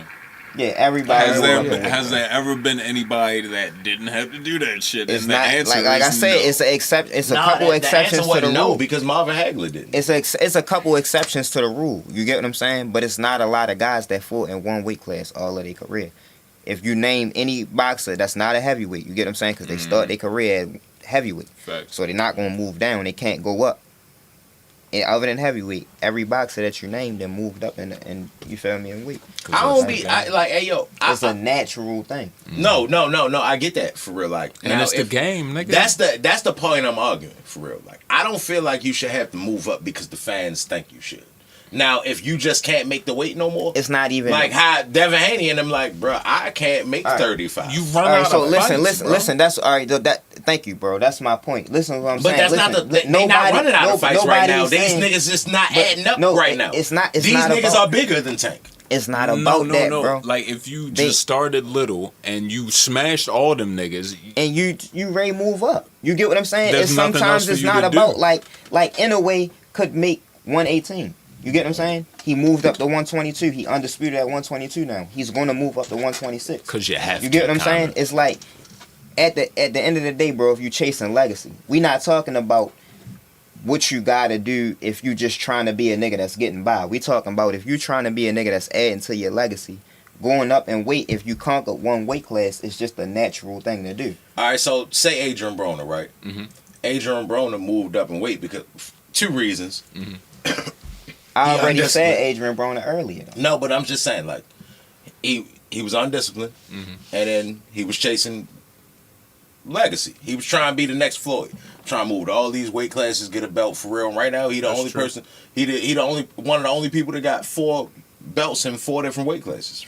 I mean, he got a belt in 4 different weight classes. You get what I'm saying? At the same time, he did it too fast. Yeah. And Adrian Broner, before gaining all the weight, was a different nigga. So all I'm saying is, hey yo, if Adrian Broner could do it over, different. You don't think he would do it different? I think that he would still be a 3-weight world champion, a 4-weight world champion, because I think that he was good in all of the weight classes except 147. I think that he was good at I think that 126 was way too small. I think that 130 was cool but too small. I think 135 was good for him. I think that he would have stayed there for 135. He would have went up to 140 too. That's just natural, bro. He didn't go 147 was a bit too much, but he didn't go too far. I get you. I'm not even disagreeing with that. But what I'm saying is that if like the way he did it, you're knocking a nigga for taking the challenge. No, I'm not knocking him at all. You is though. Because I always say, like, AB my nigga for real. I fuck with AB because AB go fight everything. But at the same time, what I'm saying is he did it too fast. If he could have slow rolled it a little bit, you get what I'm saying? Stayed at 35 a little longer. Stay at 40 a little longer.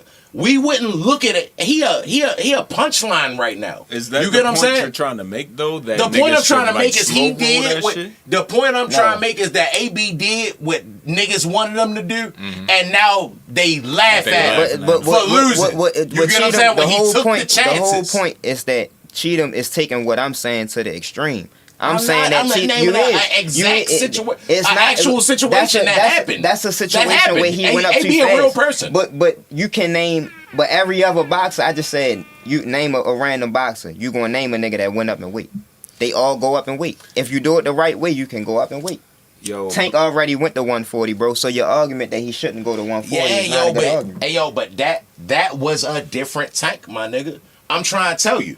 Like that Tank that fought Barrios just the year before, that nigga was getting up to 160, 165. You feel what I'm saying? This Tank not getting nowhere near that even in between fights.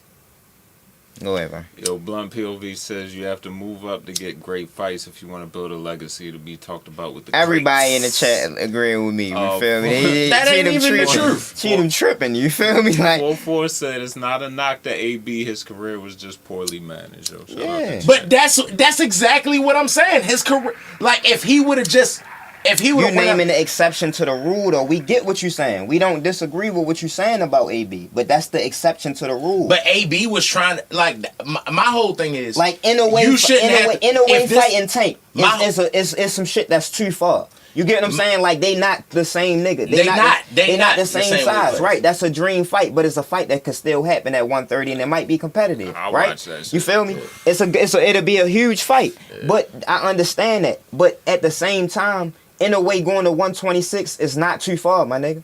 Like he gonna be smaller than the niggas, but it's not too far because he that good. I'm not saying that it's Everybody do it. You is saying that. I'm It's not like you saying trying. that it's a size thing.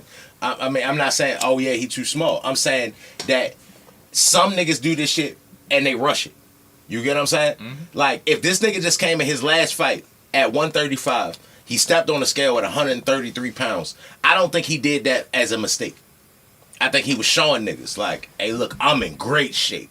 You get what I'm saying? Like I'm small in this weight class. That don't have nothing to do with him. So if trying you to at look 47, small. fuck am I even talking to you for? Because Nobody we talking about is at 47. But they calling out niggas at 47. No, they ain't fight at 140. They at 140, bro. Ryan Garcia ain't never fought at 140. Give me the clap button too. We didn't even. Ryan Garcia ain't never fought at 140. We wasn't even talking about Ryan Garcia this whole time. I'm just talking, but we talking about the four kings, the niggas that we trying to see him fight. He already fought Ryan Garcia. I said Teofimo Lopez, bro. He's the champion at 140 right now. He's not at 140. But that nigga calling out Terrence Crawford. He's not. He's the champion at 140. What that got to do with them fighting at 140? He wants to fight. He's avidly petitioning to go to 47. What that got to do with them fighting at 140, bro? Because he clearly feels like, nigga, I should go up. He's telling you. Because the top rank is not giving him the unification fights. That's not because he just want to go up. It's because he don't got nothing else to do. He got the Ring Magazine joint. Exactly, but they can fight whoever the fuck he want to, right? No, they giving him Steve Claggett and they giving him Jermaine Ortiz. Why they giving them? Because it's top rank. They giving him who they going to give him. They not giving him the unification fights. That's so it's not up to him. Brian Norman Jr. The nigga. It's not up to him. The nigga. Listen to what I'm saying. No, listen to what I'm saying. Listen to what I'm saying. Brian Norman Jr. It's top rank. That's the nigga that he trying to go up and fight because he the WBO champion. He trying to go up to fight the other WBO champion. Terrence Crawford is the next WBO champion. That's why he trying to go up and fight them niggas. That's what it is. It's not just because he trying to campaign at them weight classes, bro. If he could fight Devin Haney or Tank at 140 right now, he would. He at 140. He haven't went to 147 right now. And he turned down the deal with Brian Norman Jr. to stay at 140. He's a fight at 140, bro. He the champion. I mean, he can make 140. I ain't saying he can make 140, but clearly the nigga want to go to 47 for real. He asking for it. You saying meet me at 47? Hey, yo, I'm not making it up. I'm saying 47. What they saying. I'm on 47. Meet me up there, bro. Tank, I'm saying what they saying. They saying like shit. I'm trying to go to 47. I'm saying you saying it for a reason. Hit that button, nigga. Boop. Yo, for him for Tank to fight Teofimo or Devin Haney at 147, right? it would take for them to go to 147 and beat one of the niggas at 147. Understood. Right? That's not happening right now. Right now, them niggas is at 140. You feel me? If Devin Haney's supposed to be coming back and fighting Lee Impero for the IBF belt, 140. And that's a rehydration clause with at 140. Can That's you explain the 140, bro. rehydration clause? Like the IBF got a mandatory if you fight for any IBF belt. Even I heard interim everybody belt. about to start trying to do that Well, shit. just Yeah. what the fuck is a rehydration clause? So it's the when you weigh in. So let's just say 140 for instance, right? You weigh in 139, right? The next day you have another weigh in, and if it's a 10 pound rehydration clause. Thank you, sir. It's a 10 pound rehydration clause, so you can't weigh in the second day no higher than 149. Got it. So Devin It's pretty Haney, much keeping. If the contracted weight is 135, you shouldn't be in the ring 180 pounds. You get what I'm saying? Facts. So the rehydration clause is keeping you as close to the contracted weight for as long as possible. right? The weigh-ins used to be the same day as the fight. Now, but because people was trying to cut weight to gain a competitive advantage, they was getting their head knocked off because you dehydrating yourself, right? Yeah. So now after you cut but certain amount of fluids, you start tapping into the fluids that you need, like that fluid around your brain and your spine and Electrolytes you and get what I'm shit. saying? The shit that you need. So that's why niggas start getting knocked out easier. So to protect the boxers, because niggas was dying in that bitch, they started making the weigh-ins the day before. You want the Webster? What? They talking about, it was reported that Devin Haney added 20 pounds after weighing in at 140 for his world title bout with Regis, how you say this nigga name? Prograis. Yeah. Thank you. On the night, it was clear that Haney was the bigger man in the ring, which can be a huge help in terms of physical strength and durability. To decrease such an advantage, a boxer might add a caveat that neither fighter can go over a certain weight overnight. This would be added to the contract, and both fighters would weigh in again the next morning. This is what's known as the rehydration clause. So it ain't like, 6313, and that's baby. I think that's the big misconception to like casual fans. They make it seem like me and Frank fighting, right? But Frank got the rehydration clause. Nah, nigga, we both got it. Right. You a bigger nigga though. You get what I'm saying? So Yeah. it like if we fighting close to our natural weight, nigga, the rehydration clause shouldn't bother you that much. Facts. You get what I'm saying? Facts. Because we fighting at 135. Right. Not 180. Right. Nigga, you trying to come in this bitch 180. That's why that shit bother you. Yeah. You get what I'm saying? Yeah, but that's what I'm. That's what I'm So saying I don't about. feel sorry for none of them motherfuckers when they be kidneys be failing and all that. You shouldn't have tried. Why was you trying to beat up yo? Why are you doing You that? was trying to gain a competitive advantage and get that fight so you can beat up the little nigga for real. Yeah. But see, like when you, I just think that shit not good for your body. You feel me? I think that a No. nigga coming into a fight more close to his walk around weight, that I think that a boxer is at his most healthy when he probably done cut like 5 pounds or something like that. You feel Okay. me? Maybe like 7 pounds. But when you cutting 20 pounds and 30 pounds to make a fight, That's really you feel me? standard though. But that's standard in today's, but everybody not doing it. You feel me? Certain people like Tank is fighting closer to his walk around weight. Lomachenko fight closer to his walk around weight. So Like, why should I fight y'all niggas that's cutting a bunch of weight? why I'm shouldn't fighting you? closer to my walk around weight. Because you're gonna come in the ring healthier. That was my point that I was just ready to get to. You Yeah, coming but into y'all the gonna ring- come in the ring bigger. If it, without this rehydration clause, y'all trying to come in this bitch 170, and all them got a niggas is question gonna for you. argue against the What's rehydration up, clause. 4-4? He gonna ask in a second. He said Bob Aaron was trying to make Devin Haney fight, and specifically told Teo he didn't want to make the Cambosos fight, but Teo chose to fight him anyway. And he want to get back with the question he got for you. That was a good convo. though. So, Shout out to Tank. Appreciate the content, bro. hell yeah, bro. Yeah, bro. I mean, You we be ain't had no cradling- list today for you real. be- This how the phone We made the conversations go. list. You be cradling niggas' careers, bro. Like a Nah, hey yo, I just feel like like a that the small fans. package. I feel like the fans don't Fragile. quite understand. Amazon. Like I feel like the fans don't quite understand weight cuts and what go into that and what's the do, purpose of it. I didn't know because- what a rehydration clause was. So if you naturally a bigger nigga and we not in the same weight class, my nigga, then that's neither of our faults. Like I just so happen to be the bigger name, so you trying to get Like, this fight, but no. bro, we not in the same weight class. I got the question when you ready. Like, so, all right. Basically, what I'm trying to say before you get to the question, it's like, all right, Terrence Crawford is trying to fight Canelo. Canelo not trying to fight Terrence Crawford. Terrence Crawford trying to fight Canelo, right? Yeah. But that's Right. 2 weight classes apart. 2 weight You feel classes me? apart. And even if you say like really 3 weight classes, because if you say Crawford really a 147 or 2 weight classes, however you want to say it, right? It's a big weight jump. But Crawford's skill is going to be able or not be able to carry him up to that level. You feel me? If he was to get in that kind of fight, but that's a dream fight. You feel me? That's a fight that the fans really made, and that he just now said that he wanted to fight him. You feel me? But that's not something that I'm saying. I'm not saying that a nigga should jump out his body and go fight somebody that's way bigger than him. Fighting a nigga in the next weight class is not somebody that's way bigger than you, because Tank is going to go to 140. You just now agree with me that he gonna go to 147. But that's kind of what I'm arguing for real. Like, I'm not saying that when he's 35, he not gonna be at 140, 147. But right now, he just came in his last. All we got to go off is the information that's given to us. His last fight, he came in he stepped on the scale 133. That don't seem like he ready to go to 40. You feel what I'm saying? That's all I'm saying. He don't seem like he ready to go to 40. What was the question? Y'all niggas up there. I'm down here. All right, this is Full Force question. If Tank is fighting at his walk around weight, why do we criticize him for not fighting these bigger guys and not guys like Devin? If we calling for Tank to fight Dev, why are we not calling for Dev to fight Boots or Ryan to fight Boots? Hey yo, they like that's kind of what I'm saying.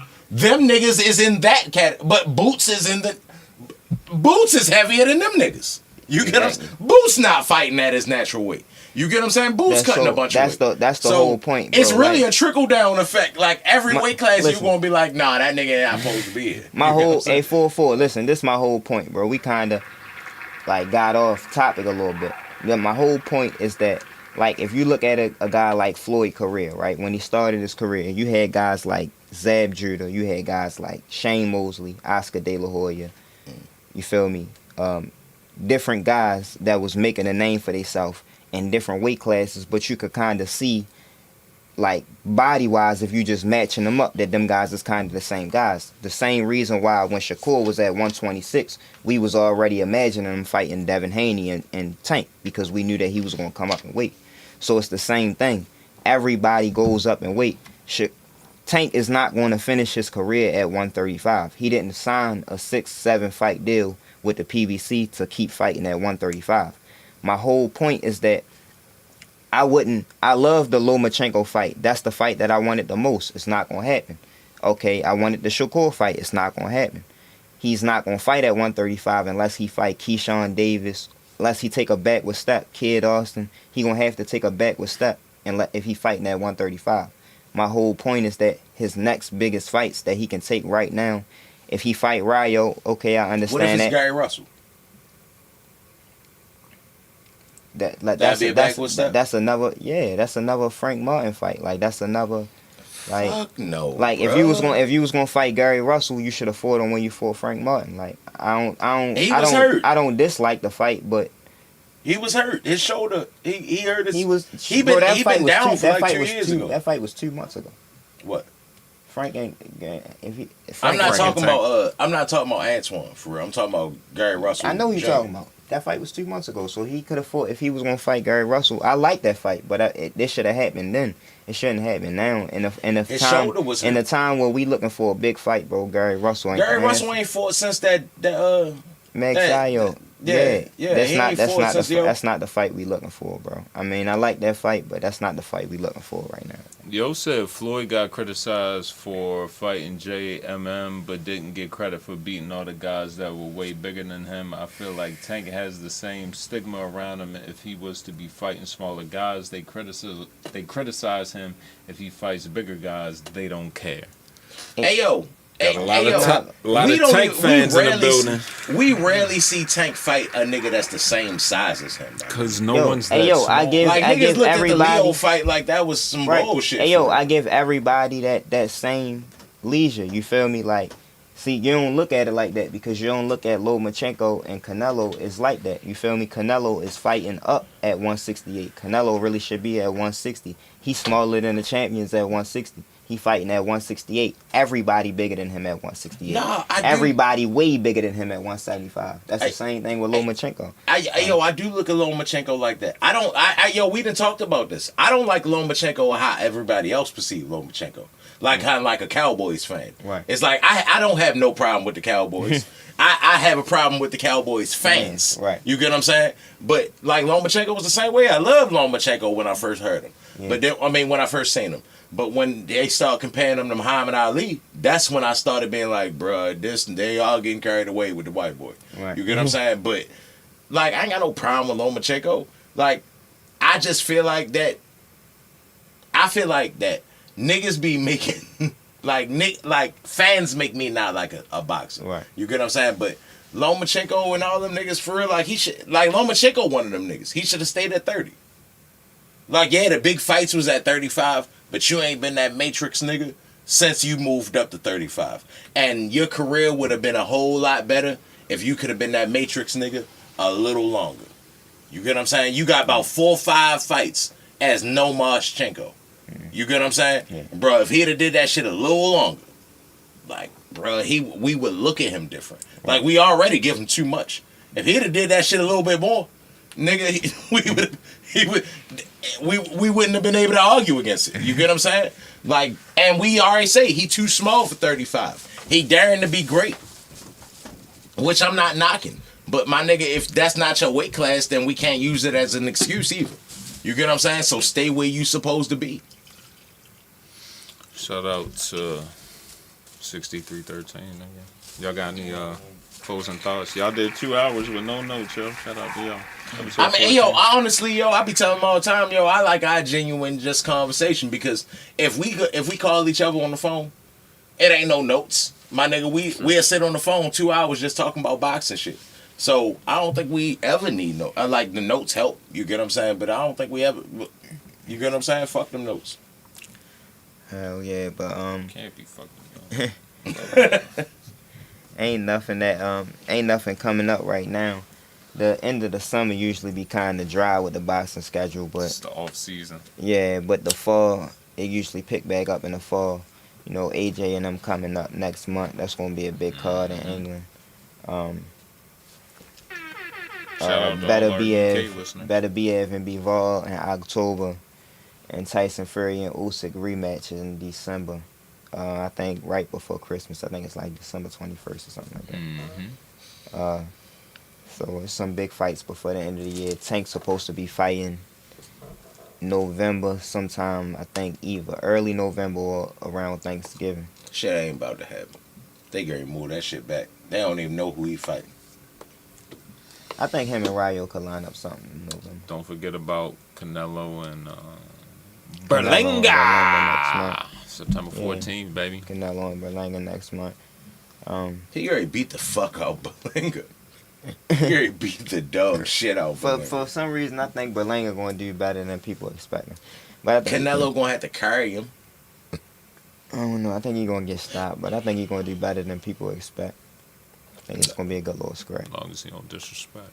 Nah, it ain't going to be a good scrap. Like, I don't think Canelo going to get him out of there.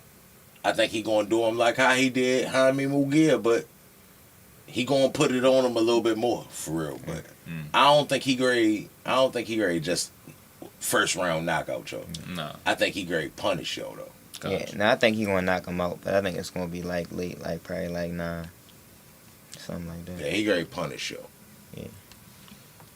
Hey yo, after that face off, Berlanga kind of rubbed me the wrong way, bro. Like, You ain't like that? hey yo, he just was too. It was too. What's the movie? Rocky 4? Nah, it wasn't Rocky 4 at all. It was Crooklyn. Oh, Nigga. shit. Fuck. Like, hey yo, it was like, hey yo, put some more mozzarella on that bad That boy. mozzarella. You put some more mozzarella. Yeah. Yo, he just was too much for real. Like, fuck you, motherfucker. Like, bro, you rotting ass right now, bro. Like, hey yo, I was like, yo, he pump faking. He doing what he posed to for the camera, Yeah. but he Ride don't him ass believe off no. juice. Yeah, that's who it was. Yo, was riding ass for real. Like, nah, nigga, you doing too much, bro. Like, you really scared for real. Hey, yo, I like Berlanga, yo. I just don't like him in this fight, yo. I like Munguia, too. I wanted them to fight each other before either one of them got a Canelo fight. I wanted them two to fight each other. I thought that would have been a real good fight for real. But that still would be a good fight because they both great lose to Canelo, so they might as well fight next. On that note, 6313 Podcast, episode 14. Yeah. Appreciate the chat. Appreciate 44 Blunt POV, Sean J. Yeah. 44 Blunt POV, my nigga. Club Podcast. Two times. Who else I forget? I forget anybody? Nah. Well, fuck it. Yeah, Thank y'all they for the watching. co-hosts, real, like, Who? hell yeah. You said Anna Nicole. And no. Oh, all right. Hey, yo, Say and Nicole. that's probably the first time her name been mentioned since 97. I'm a champion. Something about them.